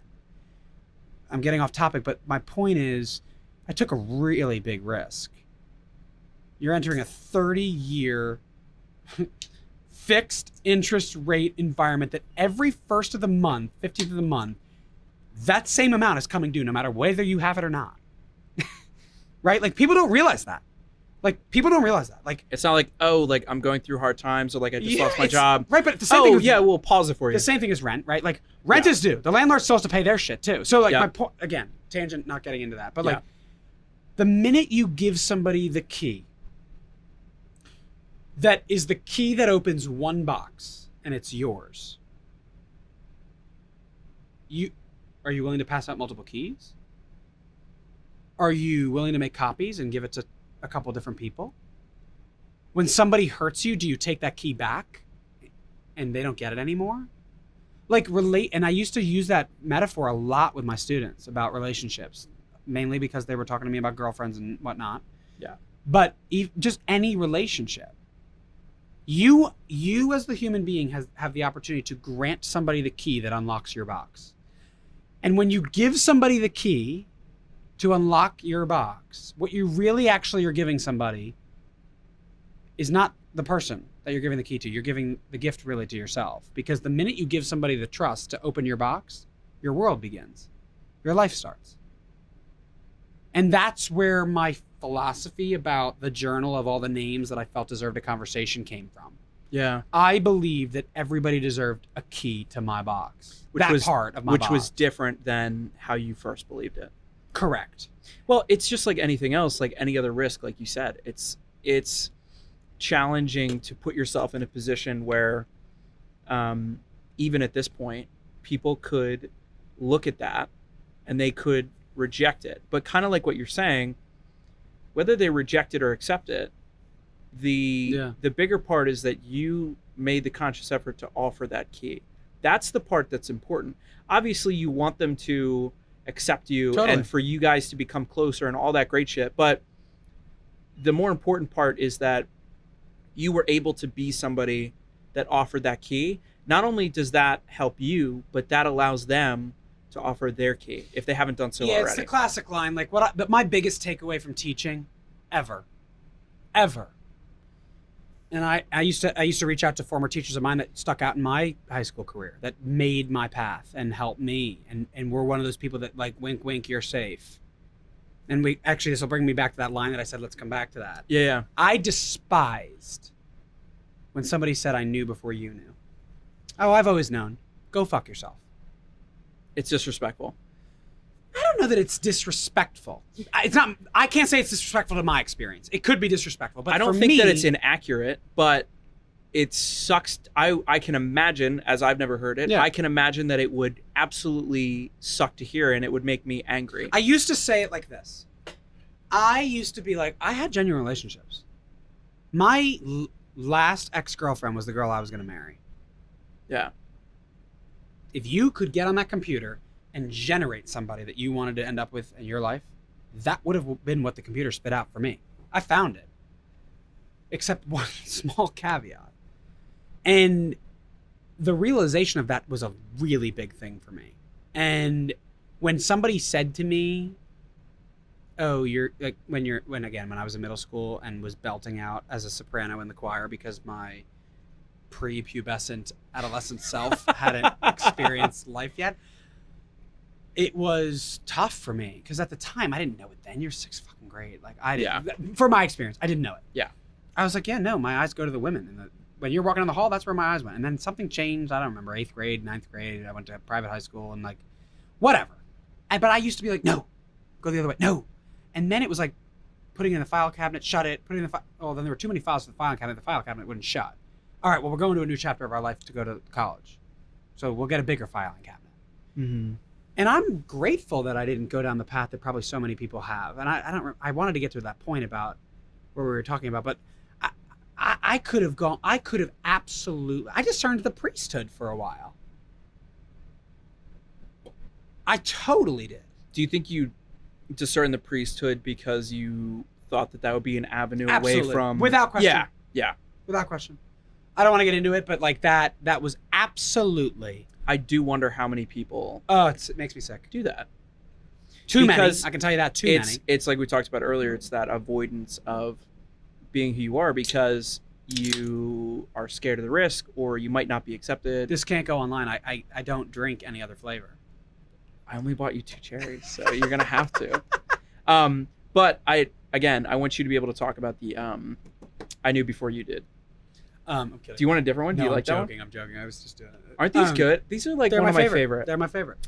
They're so good. Yeah. I have another podcaster friend, Adrian, who's been on the show. Uh-huh. She has probably one of the most successful podcasts, sex podcasts out there. She's amazing. Podcast. Yes, she's incredible. Like podcast about sex. Yes. Like the act. Yes. Wow, I don't know. Hey, listen. I will not go on. Don't be. I'm kidding. Obviously. No, but she's great. And whenever we hang out, we will get a case like this of High Noons and just like hang out. Dude, and it's just a great kill vibe them. drink. But They're great. go ahead. The comment, it struck me because knowing before I did was like the biggest insult to myself. Like it wasn't because I knew you were trying to hurt me by the comment, the general you. Yeah. It was, what did they see that I didn't? Like, Did it make you feel stupid? I don't know. It's funny. I don't know that it made me feel stupid. Just not good. I laugh about this, right? Like every year, you talk about these traditions, right? Like we talked about like the 7 Fishes on Christmas Eve.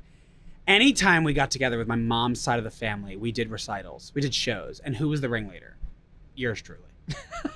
And if I played a video for you, like when I was younger, I look at it now and I'm like, really, Michael? You thought, like you, who were you fooling? Right? Like I joke, but I'm dead ass serious. Like I have to like send you the clip and maybe you can add it. I'm like, actually, I'll never let that be seen. But like, no, I want to see it, but I remember like, and like, but then I was like, no, are you kidding?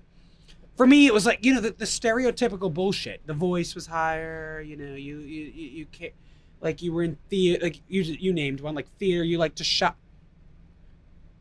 No. I used to use, like everybody was like, oh, Michael's in chorus. Yeah, because Michael's smart. He's in with the girls. Like and I was, by the way, 6th, 7th, 8th grade choir. I mean, listen, I was in choir. I was in those theater. girls know who they are. No, I'm kidding. We used to be able to skip a whole day of school and we'd go perform in tuxes at the girls' schools. Yes, and the guys because that was a societal thing. And the guys were like, they still do it. Well, also the guys were like, oh, you're so gay. I'm like, I just spent all day with women. Yeah, but what that worked for you. It didn't work for me. But anyway, didn't stick. No, but I it's funny, like to get serious on the matter, like going back to the whole didn't know, like you knew before I knew. When people would say that, and plenty of people did. You're my best friend. My best friend was like, I was in college, and I called my best friend in the world. And we don't talk as much as anymore, but he's my best friend in the entire world for so many reasons. But I called him on FaceTime, and he sat there with me. I think it was 7 hours. Silence. There was nothing was said. Nothing. And he was in the laundry room. He skipped a class. We went through the night. I mean, I called him at 1 in the morning, 12 in the morning, 7 in the morning, came 8 in the morning. He had to go to, he went to GW. So he had to walk quite a few blocks to go to class. He's like, dude, I got to leave. I'm like, he's like, you know what? I'm not leaving. And I said it to him. I'll never forget it. And he was like, you're kidding me, right? That was what you had to tell me? That's what I waited. I thought you were going to tell me, like, Jesus Christ, you were like, the Jesus Christ incarnate. You had cancer. Yeah, you were going to die tomorrow. Like, you killed somebody. Like, that's what and again, it sucked to hear that moment too. And we joke about it. And he apologized after he reacted that way. But obviously, like, I never had any ill will about his reaction. And I wouldn't have actually wanted it any other way, quite frankly. But that moment, I remember he was like, dude, it made me realize, like, it was so insignificant to my greater relationship with him at that point of my life, not 8 years, 7 years with him. And I wish I had taken that and parlayed it into everybody that I should have told or wanted to tell at that moment, but I couldn't. And again, I came out, I was dating at the time, and I was like, and then I broke up with who I was dating at the time, and I just, like, I remember it vividly of, like, just have the balls, just, like, have the courage, just, why are you wasting time? Again, hindsight 2020, like, I wish I had freaking been this person that I am 5 years ago, 10 years ago. I could have probably affected so many more people, But again, to go back, like, you just never know the reach of people that you have, because I mean, people reached out from the woodwork when I posted that a year and a half ago, as they did when I posted that Sophomore year. Yeah. But again, it was never for the clicks, the likes, the comments, I'm a cynical guy when it comes to like birthdays, right? You know this about me. Like, Yeah. My birthday's coming up. I hate gifts. Why do I hate gifts? I already have a gift picked out for you, by the way. We talk about the depth that we like, and this is what I love about my relationship with you, the depth that we can get to without even questioning. It's the idea that it's the story that we were talking about my name, Mike versus Michael. I've always told people I don't like gifts. I hate them. I don't like gifts. But I love giving gifts. I'm obsessed with it. I love giving somebody a gift. And I love doing it impromptu. And I think about it from the gift giving standpoint. What's the greatest gift about when you give a gift? You get something out of it, right? Is that what you mean? The reaction. Yeah. The joy on somebody's face, or the disappointment, depending if you suck at giving gifts. But like the gift is the reciprocity. So by not allowing people to give me a gift, I'm denying them Being selfish. Exactly. Also, like, you are a great gift giver, because I won't recant the whole thing because I don't want to embarrass you. But oh my God, I forgot about this gift. I know what you're talking about. I remember us having a conversation, and we don't talk that often. No. Either. But I remember us having a conversation. You found out about an occasion that was happening, mm-hmm.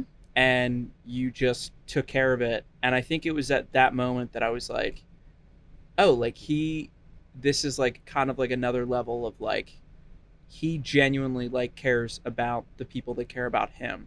And in your own way, despite the aloofness or the gayness or whatever you want to call it. The elusiveness. No, I'm the not elusiveness. I'm definitely not aloof. Despite that, it was like, I was like, oh, okay, there's more there going on. Oh yeah, the depth. I think for me, what I've always loved is I'm deep. I can say that. Like, I know. And I invite people to come to the depth. Not for me. I invite them to go to the depth for themselves. I try to get, it was at least my role in my former job was to get kids to realize, young adolescent males who are going to become adults, that there is a depth to them that they need to understand and they need to tap to, and they need to be able to grow personally and professionally. And accept. Yeah. And again, in teaching, this was the other point from before that I didn't make, society thinks that the teacher is the only person that can teach. And the greatest gift that teaching gave me was the complete opposite. I learned so much more from my students than I probably ever taught them. And I used to use a line when I was younger, like, the way I used to live my life was I was always paranoid about who would come and attend my funeral. That's how I used to live my life. Interesting. Okay. Like, it was like one of the pillars for me. I was like, oh my God, did I make an impact enough on that person that I'd show up? That they'd show up to my funeral. Because for me, closure when somebody passes away is to literally show up. The hardest thing for people is to show up, even when you're living. Like, to show up every day. You got your own shit to worry about. Yeah. And so for me, like, yeah, we've all had people that have died that are close to us, but like people that like maybe I interacted with once, I'll go to the funeral. Because I want to show up for the person that is grieving. Because I want somebody to show up for my mom or dad. If and when they pass in 30 years, 40 years. Well, it's when. Right. I mean, there is no if. Well, and that brings me to you asked me to bring a Yeah, let me see that, by the way. You asked me to bring an item of value, and I think this was a gift. It's funny that it's like literally it's like we planned this fucking like dialogue, and we planned this like we didn't discuss any of this, by the way. This was a gift of mine. It was given to me by a member of my family, and it was for my office when I got an office in this new role. And I've always held very sacred the concept of time and the line I've tried to both instill in students of mine and just of people that see me as a mentor figure. And again, we're all some of the experiences and the past things we've heard and things of that nature. And I feel like nobody at this point has an original thought. You can't. Yeah, right. It but doesn't exist. But my point is, the greatest gift you can give somebody in your time here on Earth is your time. Because you can't get it back. There's no return policy for the one thing that's not renewable. It's the return policy that, like, I can't be like, well, this didn't go well, Ben. These last couple hours didn't go well for us. I'd like to return it. No, it's something you literally choose to give every single day. We choose to give 8 hours at work or 12. We choose to get 8 hours of sleep or 2. We choose to spend time with certain people or not. And the greatest gift you can ever give another human being is exactly it. It's exactly what I mean. Like, the greatest gift I feel like I could ever give somebody is my ear. Is your time. My time. Hearing them. My presence. Listening. Yep. And I know I sleep well at night because I don't sleep. I've never slept well, but I sleep well at night knowing that for the 4 years I was in that role at that high school, that's what I gave. I could have made plenty of mistakes, not taught the right things, whatever, but the greatest gift that I gave was time to my kids. Well, it's interesting too because you went from one job where you do that to that's what you do now. Correct. You genuinely help people. And so, like, I was watching some of your videos this week, which, by the way, shout out to Brune Digital Media, who does a fantastic Former job student. producing those. Definitely want to use him in the future for He's the some best. stuff. But like, so you the other day we were talking about what was it? It was something about like criticism or like tips and stuff like that. And I was watching one of your videos, and I was like, it like struck me because I do sales, and I was like, this video like feels salesy, like I should tell him. And I made a point to watch it again, and I was like, the reason why this feels salesy is because I'm looking at it from an outside perspective, because that's what I do for social media. Is I have to look at it from a perspective where I don't know the subject, whatever. And I realized that the reason why it felt salesy is because you are saying things authentically that you genuinely feel that salespeople use as tactics to make people think that they feel. You genuinely feel these things about helping people, getting people into homes, making sure that they're able to afford it, and teaching them that they're able to afford it when they might be renting or something like that. But you are legitimately in a position now where that is what you do. You give your time to help other people. Yes, there's money involved. Yes, there's whatever involved, but you are helping people in a way that's like one of the like biggest things that'll happen in their life is being able to own a home. We both went to college, right? Yeah. Take a student loan out? No. Okay. Many people do, right? They call us the millennials. They call us the debt generation. Yeah. I was on our podcast, my podcast the other day, and I had an originator come on and he goes, it's kind of backwards, right? I said, what do you mean? He goes, you have to jump through like 8,000 hoops to qualify for a mortgage loan. And I was like, yeah, of course, because that's my lens. I'm like, yeah, I know the lenses. Why are you teaching me this? But for a student loan. But for a student loan, they don't bat an eye. They're like, no. Oh, you need 300 grand? Here you go. And here's a free koozie with it, right? Like, yep. And I laugh because the world is exactly that. If you don't choose to spend your time surrounding yourself with good knowledge, good intellect, good people around you, good, genuine, authentic relationships, you're just gonna fall into the pit of like, oh yeah, you'll be that. The wealthy guy, the rich. I was on Instagram the other day. Somebody commented something. It was a new account. I then clicked on his, and I saw his. So now I follow. Whatever. That's how we all figure out. Yeah. And something along the lines of, it was basically like a meme or whatever, but it was like the rich guy or gal writes a check for cash to buy a new car. The wealthy guy takes out a loan on the car, finances it, takes the money and puts it and makes sure it's working for him or her while he's paying that off at a comfortable payment for himself. That's the difference. And I've gotten really big into like Shark Tank. It's always been my favorite show, and like Mark Cuban's podcast and whatever. And it's like, love Shark Tank. Yeah, like why?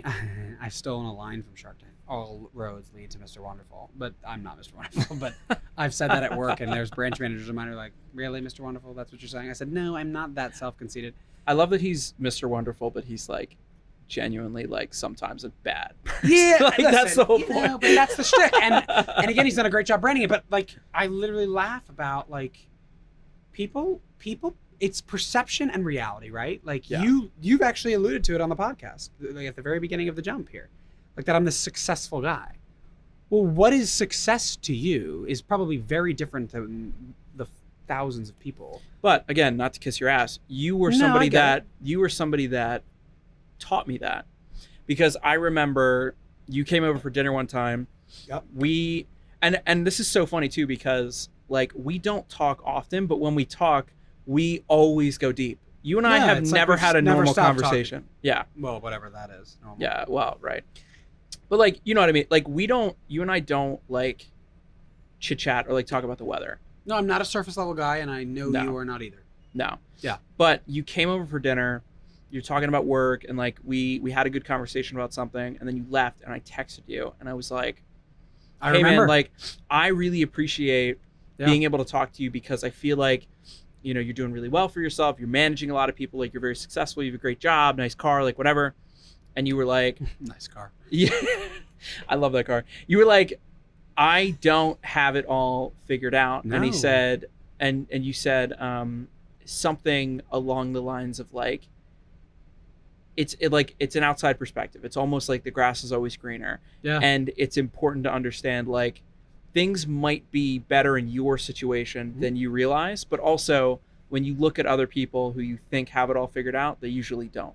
And that was one of the moments where I was like, that was super insightful. You know, I love that you brought that up. When I was in college, I was super involved.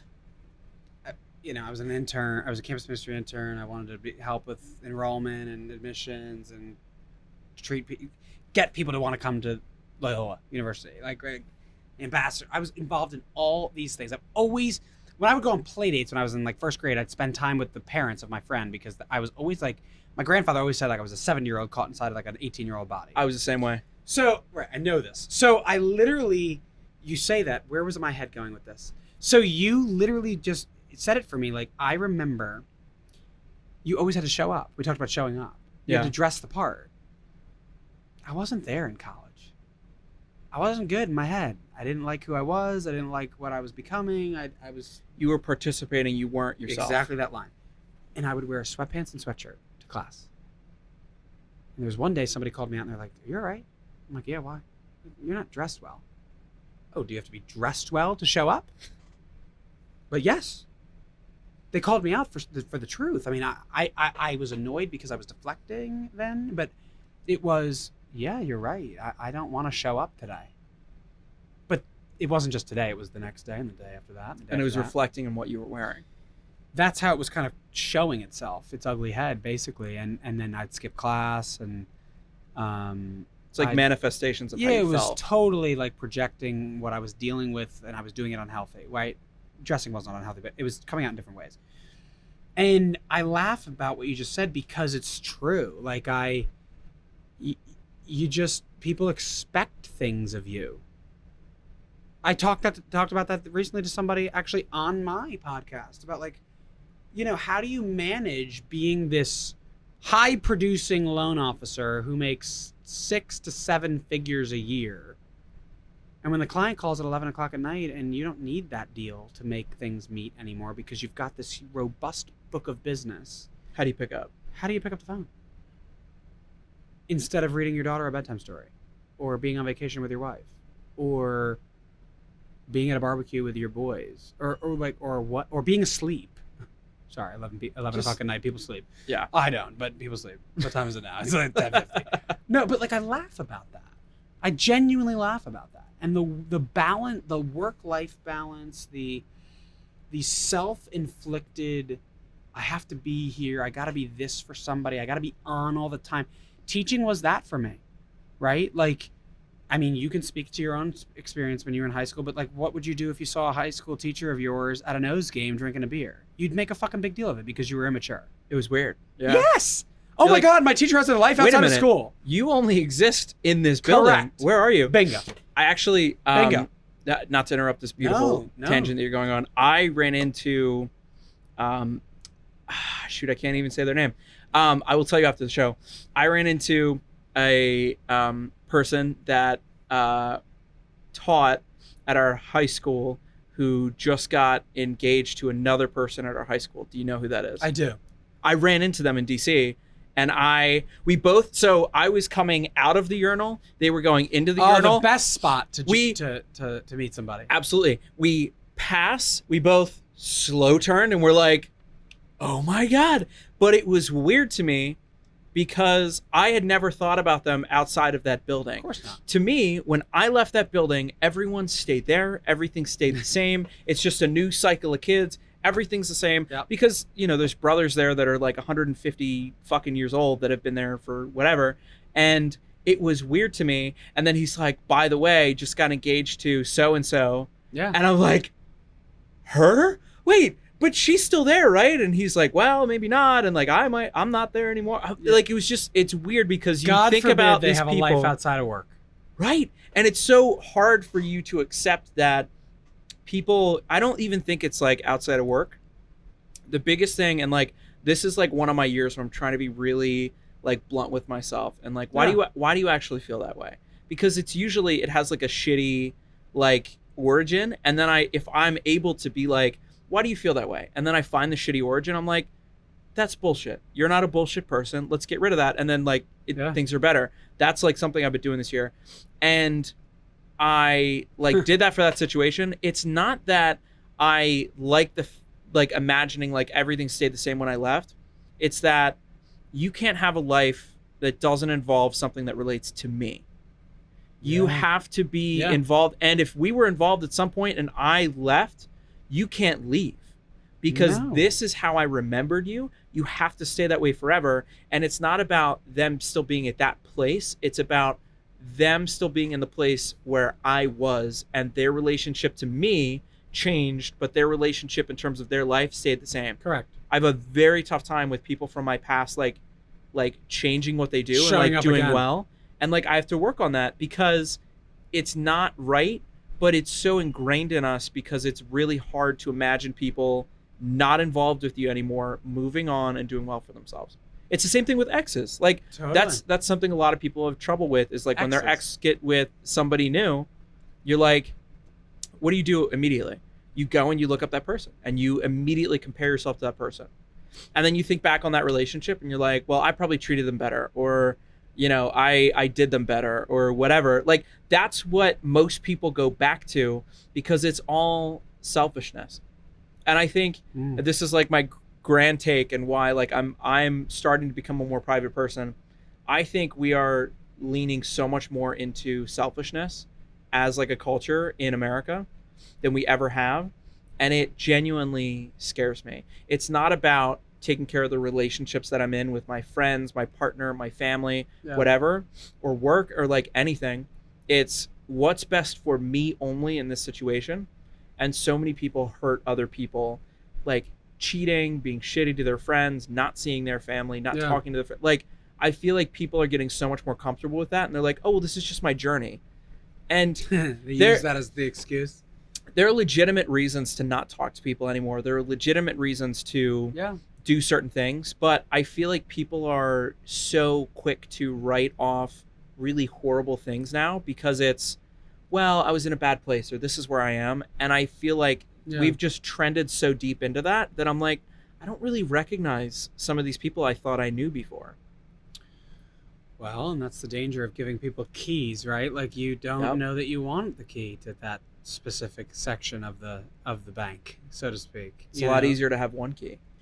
Yeah, I think that's part of the art of relationship. Relationships aren't science, right? Like, again, like I look at Tiger Woods, right? Like, Tiger Woods was the most loved, hated, and loved again man. Right? Within a few decades. Yeah. Yeah, grew up in the spotlight. I mean, there's so many people you could like reference that aren't just like sports athletes, whatever. But like, you think about that, and again, we're the sum of our experiences, our relationships, the people we hang. You are who you hang out with. I believe in that line. You know, if you hang out with bad people, you're probably not a great guy.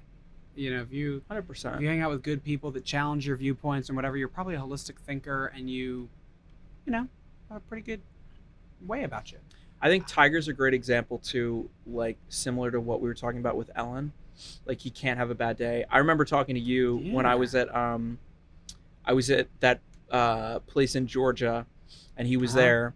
Yeah. And some people went up to him while he was doing an activity at the resort that we were at. Yeah. And they asked him for a picture, and he responded, I think like the worst that it was like, no, like, please don't bother me right now.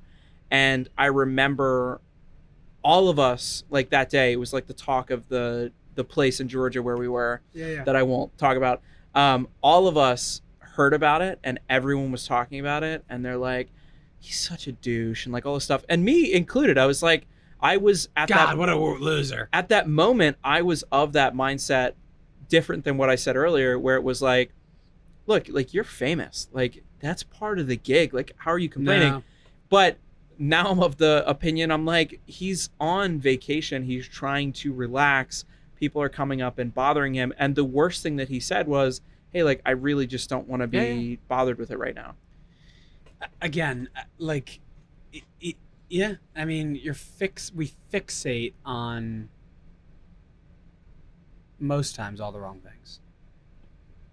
Drawn to the negative. Yeah, back to what we were talking about earlier. Like, I think it's clickbait, really. It's like, I mean, you turn on any news station now, I don't care what political affiliation or what, I don't give a shit what it is. It's all the same, just different slants. It's just negative Nancy all the time.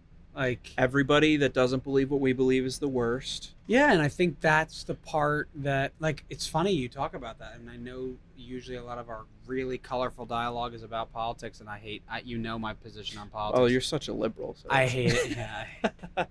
So not true. I have always felt, I've never felt as drawn as I've been lately to wanting to get in, but knowing better not to.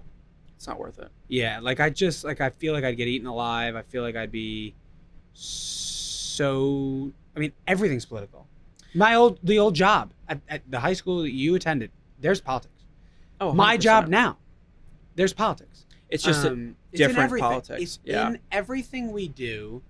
And I don't know if that's going to change in our lifetime or not. I'm not positive. I don't know that I want to make a prediction because it wouldn't age well, like your COVID take. But no, I'm kidding. I genuinely believe that that's hard. It's hard to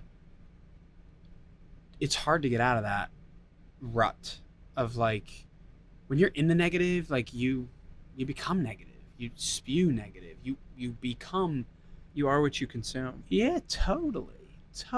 And I think media, social media specifically, is like the movement. Like, you hear about it, especially in my industry, like, oh, it's like lead gen is where the industry's going. The typical industry has always been realtor agent Ben is going to do business with Michael Clark lender. Okay, sure. Well, no. Do you know that the first part of buying a house is not going on a tour of a home? Like, like going and getting a showing? Do you know that? I don't. The first part of buying a house. Yeah, no, and I don't want to, again, this is not the plug, but, like. Plug away, please. No, like, the first part of buying a house is, are you pre-approved for it? Like, can you afford the house that the realtor is going to go show you? Because otherwise, what's the point? Like, you and I are both, what, like 27, I'm 27, going to be 28, you're 24, going to be 25. Right, January. So 28 and 25. I've bought a house, you're about, you've been talking about it. Yeah. We both can't afford $3 million homes. No. So what real estate agent is going to say, hey, pick up the phone from a Ben call or a Michael call and be like, hey, I'd like to see that $3 million home? They wouldn't. Because I'm not pre-approved for it. They'd ask, any good agent would be like, well, what are you pre-approved for? They wouldn't just show the freaking $3 million home. It's a waste of their time. I can't afford it. So it's funny, like, the consumer lately aka historically, has always been show me the sexy, which is show me the house. And then the agent says, well, you got to talk to my guy or my gal. That's my lender. Go figure out if we can do this house. It's changing a little bit. And that's where you see my content. It's like, let's find out what you can afford. That way, when you do decide to make the call, you know.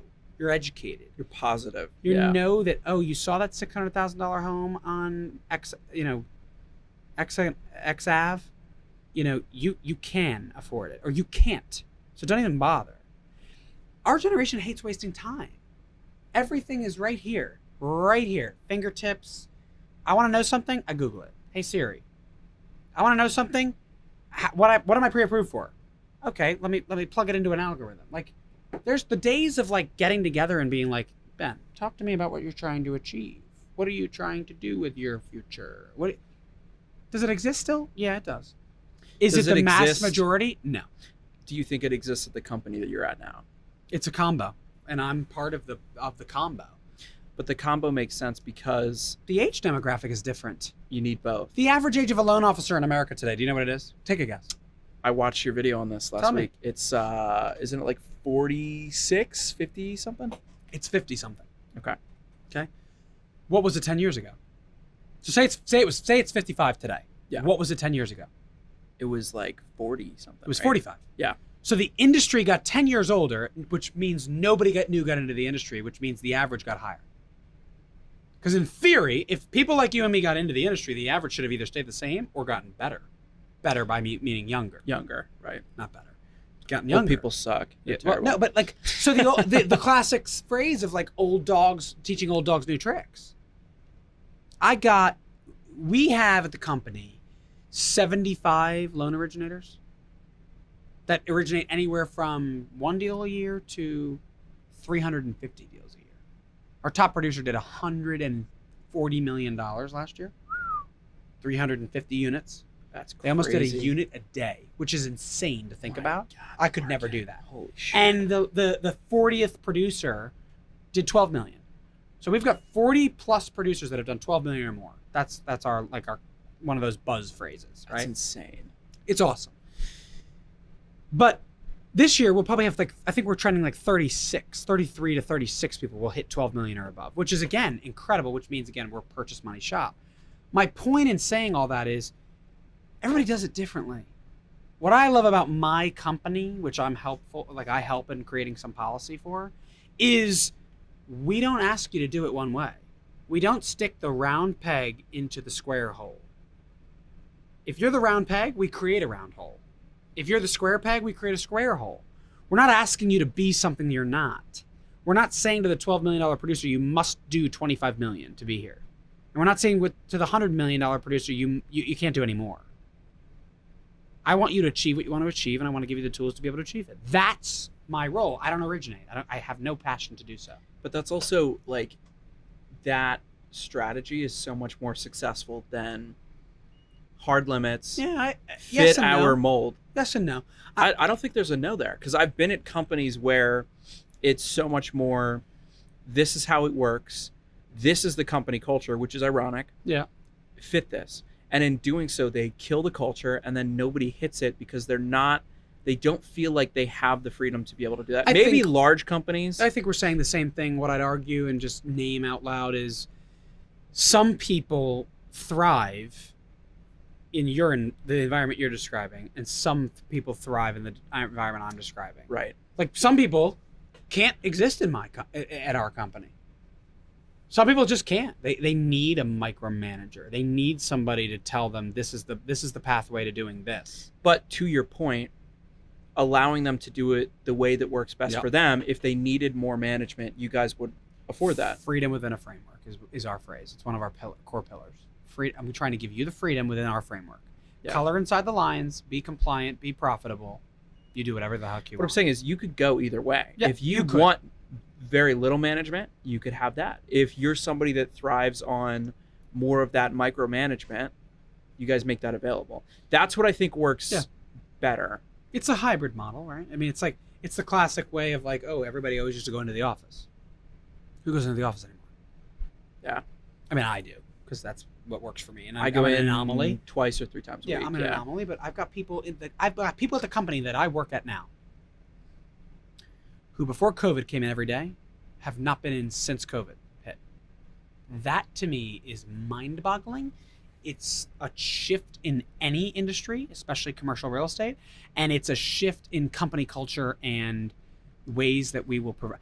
In fact, my mother, who's in HR, and just you and me being both in different jobs and whatever, my boss, the president of our company, says that he's built this company over 19 years on the backbone of the word culture. People being in relationship with people. We're in a relationship-driven business.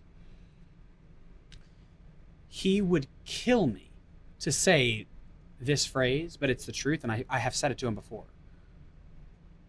Companies had no choice but to provide a hybrid or work-from-home environment, not as a benefit, but as a standard.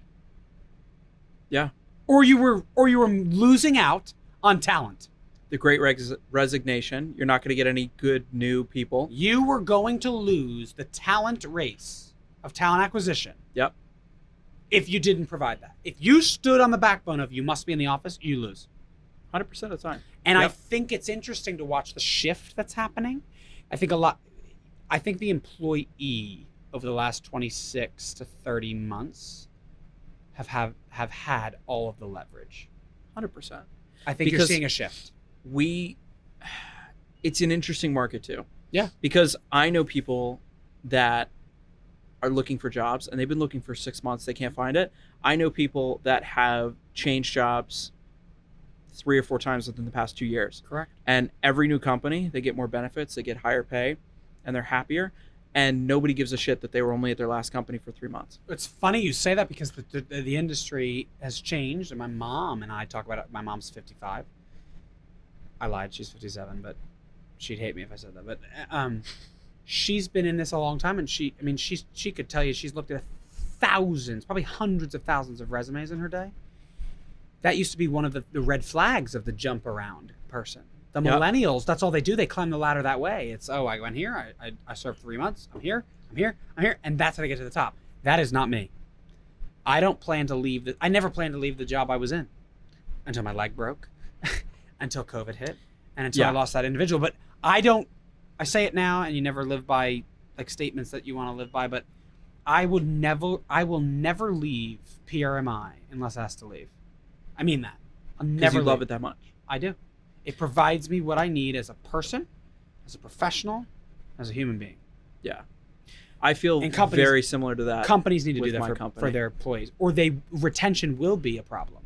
Well, it's easy to see which companies value their employees in terms of benefits, how they work best, and all this other stuff, because their retention is high and their talent acquisition is very streamlined. And if somebody doesn't fit that framework, obviously they're gone. But not bad mouthing the last company I was at, but it was not like that. There was high turnover all the time. It was, you're fitting our framework. We value your input, blah, blah, blah. And then it was like, if you gave input that they disagreed on, it's like, hey, like, why are you making these statements against the company? Versus the company that I'm at now. Yeah.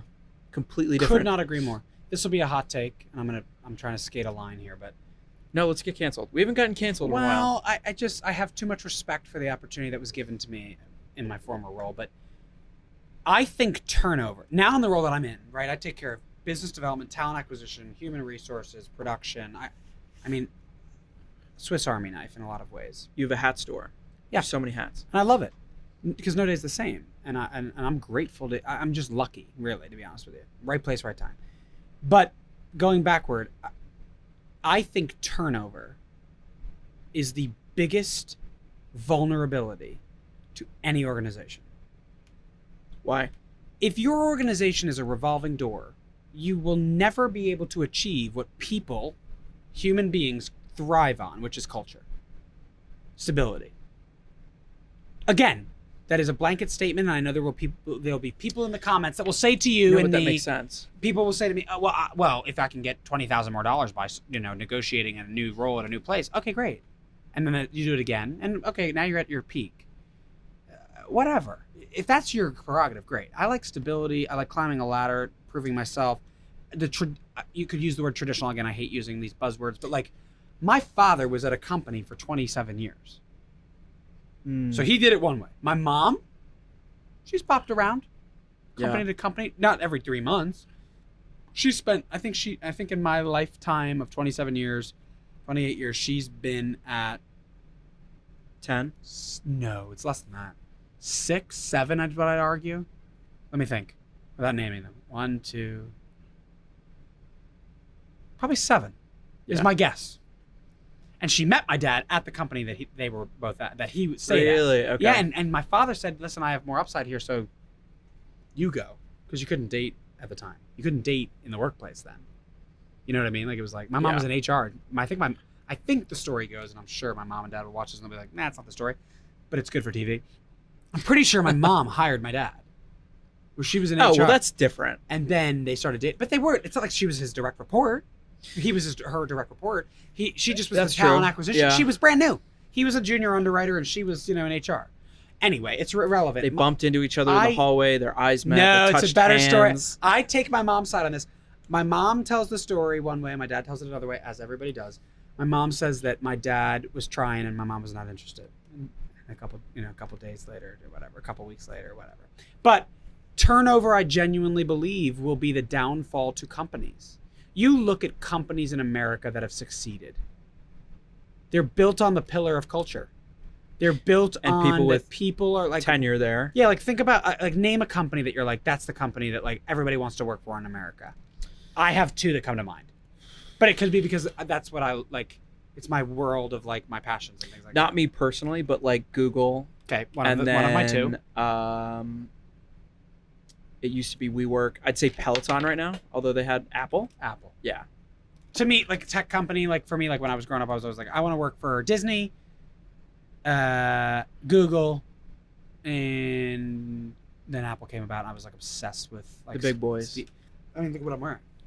The black shirt with the jeans, Like I always Steve Cook. Keep talking. I got to look up something. The Tim Cook, Steve Jobs look. But no, I joke around about that. But like, I actually think that like those companies are built on the pillars of good company culture. We treat our employees the right way, and we don't want them to go anywhere else. We're willing to fork out the money now. They don't nickel and dime with salary negotiation. It's a matter of, hey, I'm interested in you. You can provide value here, and I am going to do anything I can that you don't walk out this door at any point of your career, which then, of course, leads to what you said, which is tenure. To me, that's... And again, by the way, economics have to make sense.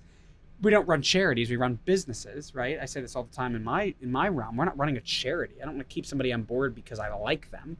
I want to keep somebody on board because they're providing. You gotta go. Correct. I want to provide a value to an employee, and I want the employee to provide value to the company.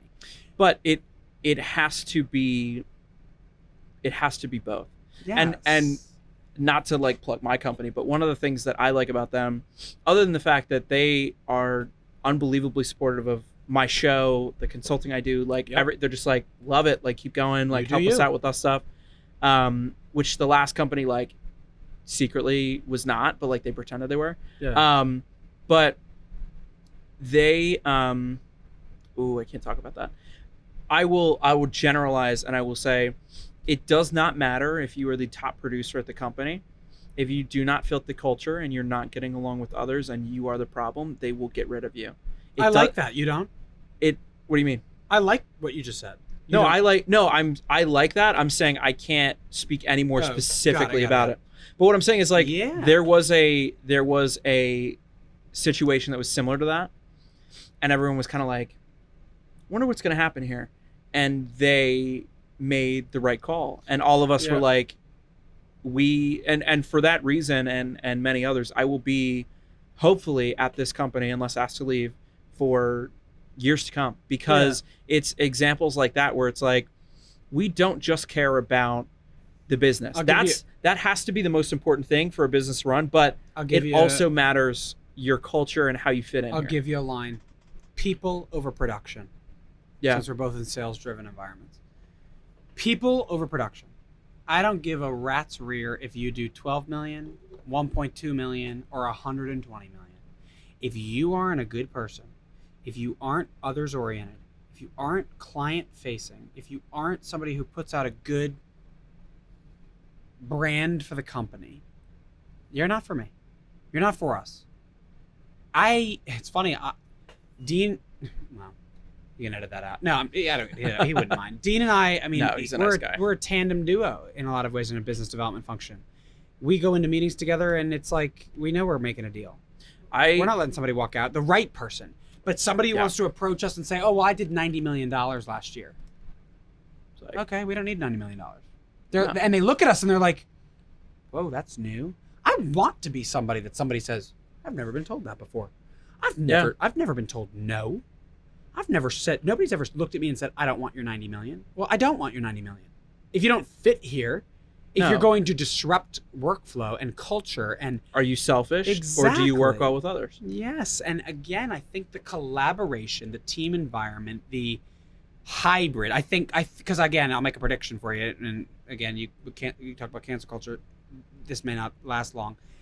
I genuinely believe that companies that will succeed far into the next generation will be a hybrid model. Yeah. That will give the employee both flexibility to work both in the office and out, have a life inside and outside of work, and make sure that productivity is measured as opposed to what they choose to do with their time.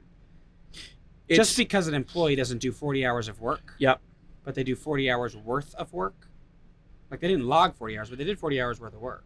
It's fine by me. I had kind of an epiphany over the past year. Right. Because I was in a 100% virtual environment. And I did not like, right?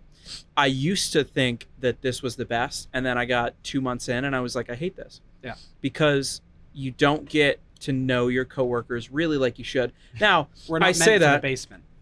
Right. Joe Biden. I say that, but I feel so bad for him. I genuinely, I don't think I feel bad for anyone else that much that I do for him. Anyways, next, skip, no politics. I thought link in bio. Always link in bio. I thought that this was going to be great, and my mom. The job, you mean? Yes, yeah. And my mom, I remember you were stoked about it. The ever wise person, was like, it's not really how your dad and I did it, whatever. And whenever they say that, I'm like, I'll prove you wrong. I'm like, yeah, because first of all, you're full of shit and you're old. You're old and full of shit. Those are the two worst things. Laura, you're not old. You're just as hip as the rest of them. She's the same age as your mom. She's 50, 56, 57. Yeah. Anyways, they're the same age. They'd be best friends, by the way. They've never met, but they'd be best friends. I don't want them to meet because I know, feel like dangerous. they'd be making trips back and forth every weekend. It's a dangerous place for the world. But I thought this job was going to be great in terms of the work from home stuff. And I end up hating it. Right. But I always thought from that experience, I was like, oh, I can't work effectively at home. I get distracted. I'm on TikTok all day, Instagram, whatever. But what I ended up realizing from this job is no. I actually work better at home, but I still need my office days to set myself up to do better at home. I agree. And I'm better at different things in different capacities. But if I was only in the office or if I was only at home, I would not do as well. So for example, I set myself up, a big part of my job is calls, right? I set myself up really well by going into the office a few days a week and finding people that I'm going to make calls to. Yep. But I don't do well making calls in front of people. It's a weird thing. I have a podcast. You would think I'm good talking in front of people, but when I'm in the what do they call it? The bull's nest or whatever, whatever it's called. I don't do well calling in front of my coworkers. Because I'm I know they're self-conscious. They're gonna give me good criticism and that's good and I'm very comfortable with all of them. But for whatever reason, it's a disconnect. I always go in the call booths. So when I'm at home and I can lean back in my nice comfy chair at my beautiful desk and have my computer open and I'm making calls like that, I'm so comfortable and I'm very casual. And the people on the other end feel that.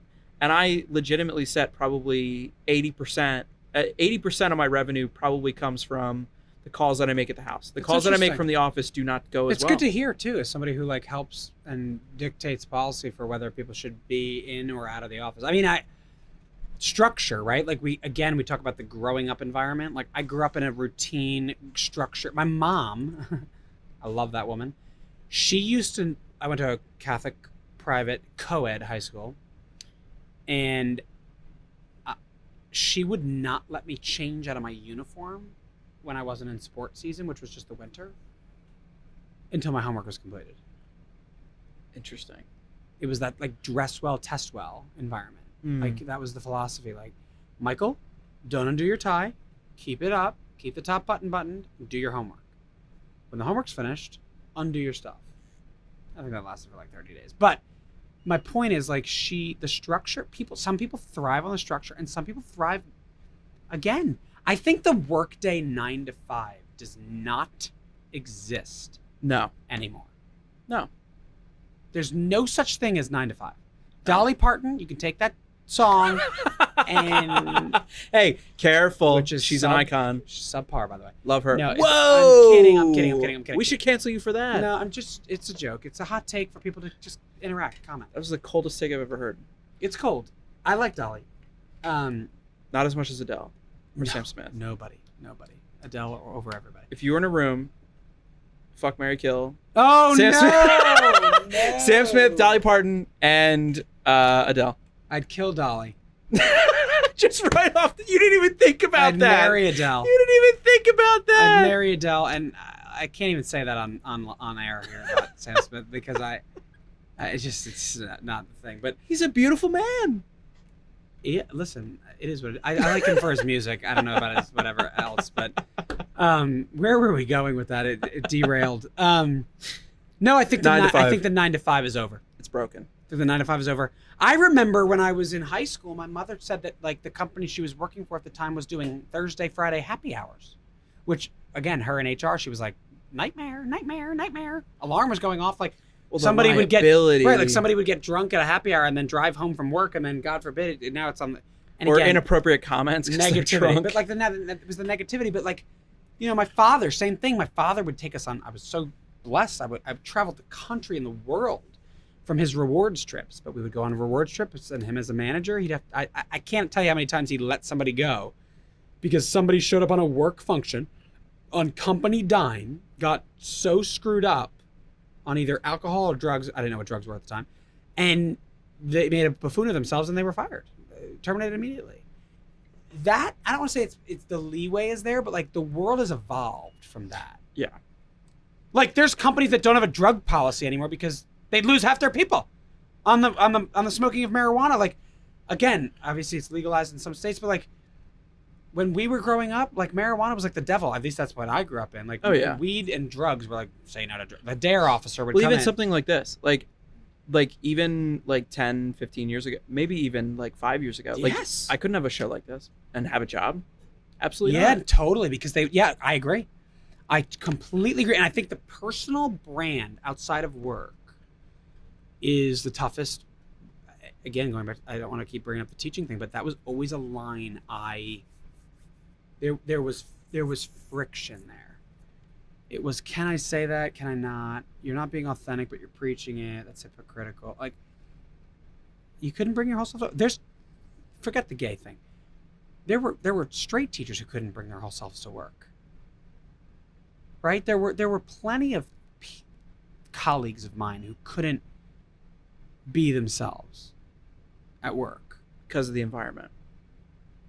Yeah, but it wasn't something that was like school, like the school related. Again, I'm not.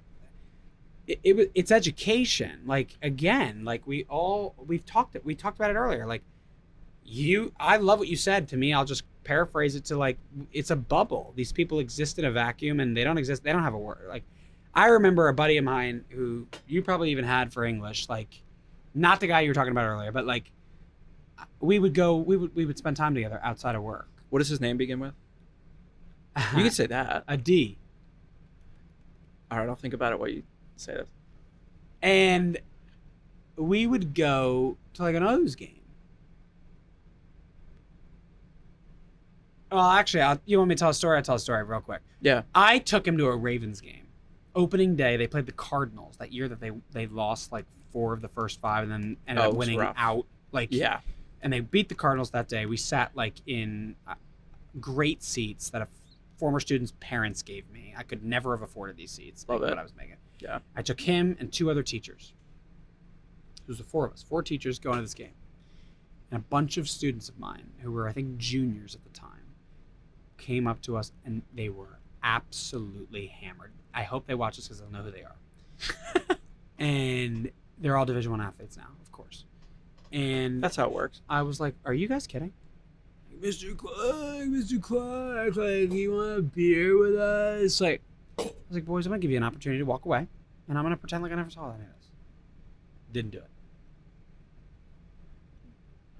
Move on. Halftime comes, we go in, we're in the suite, obviously the suite section, so we've got private bathrooms, we go to those, they're like there too, they're in the suite across the way, whatever. Coming to the bathroom, they're wearing the brand of the shirt of the school that they go to. That's where I got a problem, right? Like for me, like protect the brand. Everything right? up to that was not great, but doing that is across the line. Like you're making a fool of yourself, and the badge that I wear at the time, and the badge that like you is providing you the opportunity to go where you're about to go, and they Also weren't there. like the school that values that brand. And like to that degree, the alumni network is fantastic. But again, they're 17. They're 16, 17. They're not supposed to understand anything. They're just screwing up. Yeah. So they make fools of themselves during halftime. I'm like, how do you deal with this? And I'm with this guy, and he's like, let's just do it on Monday. Let's just keep having fun. But I remember consciously going to the game and like not drinking. You're fearful to get photographed that like you're having a Bud Light, a tall boy. Bud Light at the game. It's like, oh, look, this teacher's an alcoholic. Yeah, like, or whatever, because you're like, oh, they're going to take a picture, they send it on Snapchat, and then you're like viral. Like, you never wanted to be that. And that was a reality that teachers dealt with. And I came in on Monday morning, I green slipped them all. Every single one of them, there's 4 of them. They came to my office, and I put on a shtick. Like, That's nicer than what you could have done. I was so mad. I said, boys, you know how much I care about the 4 of you. Because they were close kids to me. Yeah. I taught them all. I announced their sport, I looked them all in the eye. I remember they were sitting around the conference room table in my office, and they're like, oh shit, he is pissed. And I never played that card with people because I saved it for like those months. Like, I hope you take away from here that I could ruin, not you ruined it, but I could choose to ruin your career here. Choices have consequences. And there were days where I would think about the way that I chose to deal with that and think that I did it I should have done it differently. Like, I taught them nothing by letting them off, which I didn't let them off. But I decided to do it my way because of the rapport I had built with them. And the other teacher was obviously there too, and we decided that that was what we were going to do. Because the lesson they'd learn from 2 people that genuinely cared about them versus your standard, like, you're going to go to detention or get suspended or whatever. You're going to learn like, from I that. don't care. No. You're not going to learn from that.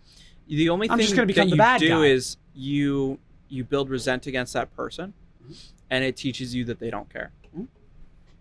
Bingo. And to me, again, we go back to impact, and we go back to I want to be in relationship. That was my job. My job title, the first responsibility was to be in relationships with kids. That was my job. Every single one of them, all 1,200, I was supposed to have some sort of relationship with each of them. Not 1,200 deep relationships like I had with your 2 brothers, because we didn't overlap there. Yeah. But they all needed to know they were valued by me or the department that I ran. And again, I thought long and hard because it was a Sunday. Sunday night came. I was like, I could, I'm just going to send them to the dean. Like, whatever. They have to deal with it. Consequences of choices.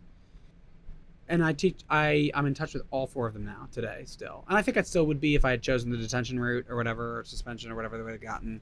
I don't remember the policy, but I needed them to know that I used that instance to show somebody that I cared way more than the choice that they made. Yeah. Because we are more than the choices that we make, positive or negative. Yep. And I think that's something that, again, to bring it all full circle, is something that not many people value, and maybe a step further, I don't know that people are even aware.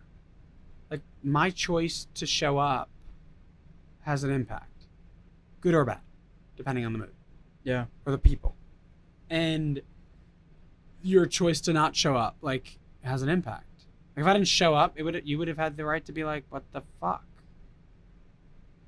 And I think ultimately there's a balance between being selfish and being selfless. I'd argue that you have to figure out a way to be selfishly selfless. That's an original thought, by the way. I used to say that all the time. Okay, we'll coin that for you. How do you figure out how to selfishly be what you need for yourself in order to be selfless for all the other people in your life? Because you can't. In that order, by the way. You cannot take care of others unless you take care of yourself first. Best line I was ever given. You can't get caught up with that, but yeah. No, it was the best line I ever was given. It was in therapy, and I was in college. I won't name him. He's the greatest. He's so great at his job. And he said, Michael, you're burning the candle at both ends here. You know, I'm a metaphor guy. I'm image driven. I love poetry. So like that should make sense. And he knew that about me. He's like, Michael, like literally, how do you light, if we're 2 candles here, brand new spanking candles, how are we lighting them? You need a lighter. You need a lighter or a match or something or whatever. So one of us is going to need to have access to that. Well, what if we both don't? Well, then we're going to sit here with 2 unlit candles.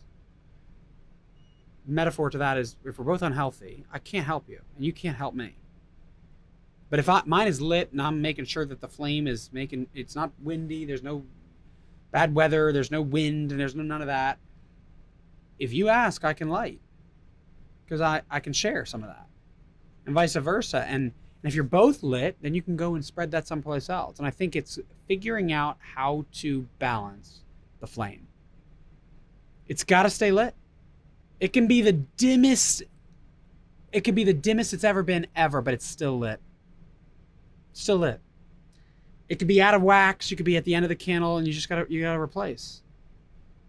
Add more to your life. I mean, it's the parable of the mason jar for me. That stuck. It was, you talked about, again at the top of the cast. We talked about moments. I've talked about multiple moments in my life. The 3 of them. The 4th one, and there's probably only one more.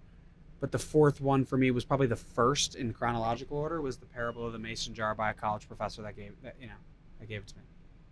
And it's, you gotta, have you heard it? I think so. Maybe. You get a mason jar, and the guy's talking to you about how you have all these things to be able to put into it. You gotta put the rocks into the golf balls is the way the story goes. Which again, of course, my ears perk up because I'm like, golf.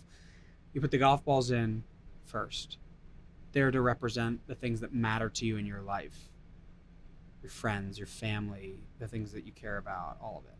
The next, you put in pebbles, smaller pebbles, and they'll find their place in there. And those are the things like your job, all the things that like are that second tier of thing to you. The third thing is the sand. It'll fill in all the remaining gaps. It's all the other stuff. It's important, but it's not. You could do without it. And a kid raises his hand in the class, and he goes, well, what's the cup of coffee for? And the professor goes, well, the cup of coffee is to symbolize that you never don't have time for a cup of coffee with a friend. But the parable is, if you put in the sand first in your mason jar, you can't put the pebbles in and the ball and the golf balls. You have to fill your life with the things that matter the most to you foremost, hands down. And there's plenty of times in my life where I can say, no, I filled it with the sand first. So the pebbles didn't have any choice to get in, and the golf balls certainly didn't fit. And if you fill it with sand, the pebbles will fit, but you're still not getting to the meat and the potatoes of the stuff that you matter. And so if you don't put the golf balls in every single day to the mason jar, the rest of your life is just sand. It's just monotony, silliness, things that don't really bring any joy and fulfillment and gratitude to your life. And that was a moment to me where things clicked for me. I had to identify, again, metaphors, image. I had to identify what and who were the golf balls in my life. And those need to be put in my mason jar first, every day. And then the pebbles would come. And I did this activity on a retreat once. I changed the retreat program after you left. We did this, the parable of the mason jar. And kids would take theirs home. And I almost brought that, by the way, as your item. I was this close. But it's so sacred to me that I'm like, I don't want it to leave, because I did it with colored sand and I didn't want to like transport it, put it in the bag, and then and I'm like a perfectionist. So, but like, it sits on my nightstand as a reminder. Yeah, it's a mess. Like, as is life. Our lives are messes. They're beautiful messes. Like, so you could use any metaphor. It's a blank canvas, and it's a mess. But the mason jar that I built that day came home with me, and that symbolizes a lot of how I live my life. You've got to be able to put, and that's why I put golf at the top priority, because golf isn't the sport that I love to play the most, which it is. But it reminds me every day of a 4-hour vacation if you play 18 holes, 2 hours if you play 9, that I need to make sure that my life is in check. There's nothing better than me playing bad golf. I'm usually not in a healthy place. And again, I'm not. It's not a theory. It's like, if again, as somebody who loves golf, a scratch golfer, if I shoot 80, I'm probably unhealthy in my life. I'm thinking about things. I'm not present focused on the golf course. I don't care. I have the ability, right? Like, again, I'm a scratch golfer. I should be shooting whatever the part on the golf course. Bryce tells me about your golfing abilities. Yeah, like I should be able to do it. And like this past weekend, like I played, I feel like I'm playing the best golf that I've ever played. You hear golfers say that all the time, like Phil Mickelson and Tiger and all these, I'm playing the best golf. When they're winning, it's because they have their other part of their life in checks and balances. It's figured out, so now you can focus on it. Yeah. Golf's not my first and top priority. It's not a golf ball of mine. It's not. But it's a golf ball because I think about the golf balls in my life. Right. When I'm out together there for you. Yeah. I discern about, how's my relationship with my family? How's my relationship with my friends? Where am I in my work-life balance? How's my physical health? I think I need to make a jar. Yeah, I love that. And literally the exercise was, you would write, like you would literally use Sharpies to write what they were. My relationship with my dad, my relationship with my mom, or just family. Like, and every kid was given the opportunity to do it themselves. I don't want to tell you what's supposed to be in your jar. I can't live your life. How could I know what your stuff is? And then you'd share about it, because to me that was giving the key. This was all wrapped together. Wow, look at that. I basically was tonight, right there. I basically tonight taught you and explained to you how I used to run my retreat programs. I feel like I just got free therapy. Well, you've provided me some free therapy. I didn't think I'd talk about a lot of the things I talked about tonight, but like, I literally believe that. I truly believe that in doing small, and again, what high school guy wanted to be like, oh, I'm going to fill out a mason jar? None, but the metaphor spoke volumes. And if you can, and this is how I live my life. If you can speak to somebody's heart, you win. I hate that word, win, but I don't want to speak to your brain, ever. Your brain is logical. Well, you can control that. Yeah. My mother wrote on my whiteboard when I was a young kid, 6th grade maybe. It was in my bedroom. It still hangs there today. She sent me a picture of it the other day. It probably is non-erasable at this point, because it's been there that long. She wrote 3 words: follow, your, and she drew a heart in red. I wish I had listened to her at 6th grade. I do. Because things would have been different. Well, yes, right. But deeper than that, I genuinely believe you can't control the thing that beats inside of you. That's how I learned to accept who I was. I didn't ask for this thing inside. There were days, trust me, where I wanted to literally have open heart surgery, thinking that things would change. You cannot control what your heart beats for. And you most certainly cannot control who it beats for. Yeah. And so for me, when I was like, oh, if that's who I love, that's who I love. If that's what I love doing, then that's what I love. You can control up here. Oh, I don't want to think about that. Sure, they pop in your head. Crazy thoughts, whatever. You can control that. I genuinely believe that if you follow your heart every single day, it can't lead you wrong. Now, do I do it every day? No. I don't. It's hard. It's heart. Yeah. I used to say this to my students on retreat. It's heart. It's heart work. Heart work. Not hard work. It's hard work. The hardest work you can ever do is the work of your heart. I love that. And if you devote time every day, which I try to do through journaling, which I don't do every day, I try to, you're developing yourself. I like that a lot. God, thank God you're recording, because that would have been a moment where the guys would have been like, God, you should write that down. I would have been like, what did I just say? I think that's a great place to What did I just say? I like that. We're going to end on that note. Well, whatever. You're the leader. I'm just the follower. Stop tying it back so well, man. You should be a comedian. Where can people find your stuff? They don't need to find me. They should find you. I'm on. We're on Instagram at ClarkMichael94. Terrible name. It's, we're on. We're gonna fix that. Yeah, we should. We're on TikTok at leverage_your_life. Leverage your life. Okay. The goal behind that is to be able to take what you have and just be able to leverage it. It doesn't have to necessarily be with home buying, but yeah, we don't talk about it up there. And yeah, I'm on Facebook, but just under my name. I had to change my name when I went to that school, but to my middle name, Michael James. Now I'm Michael Clark again. But yeah, no, my two public forums are. What about the podcast? The podcast is not out yet. I know that. Yeah, I'm saying let's. Yeah, it's gonna probably be. The goal is to launch it on all the platforms that you would typically find podcasts: Apple Podcasts, Spotify. I'd like to have 10 episodes ready to go. We're at we filmed 6, 7, and 8 this Friday. Okay.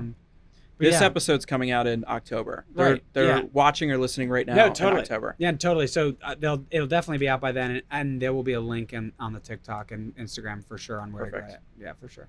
Cool. It doesn't exist yet, so I can't tell you where it exists because it doesn't. So, but yeah, no, that's where you can find me. I'm easy to find. There. Yeah. I'm easy to find. They just have to call you. That's true. Direct line. Give me a call. Yeah. My cell phone number is for. No, mine is. I can't tell you. No, listen, it wouldn't be hard to find my number. Jersey sales call number 862 is what it starts for. You figure out the rest. I have it. I don't need to figure it out. So, but yeah, that's where you can find me. No, I love this, guys. If you want to listen or watch some episodes of season 5, this is episode 2. We're very excited about this season. We have some cool stuff coming up that I can't talk about yet because we are way in the future in terms of when this is being recorded. But as always, Spotify, Apple Podcasts, Google Podcasts, you can check us out there. Check us out at the website, TOTSPodcast.com. Instagram is the best place to go. Also TikTok. Those are going to be at TOTScast. And we'll see you next month. Thanks for having me. Thanks for coming. Appreciate you.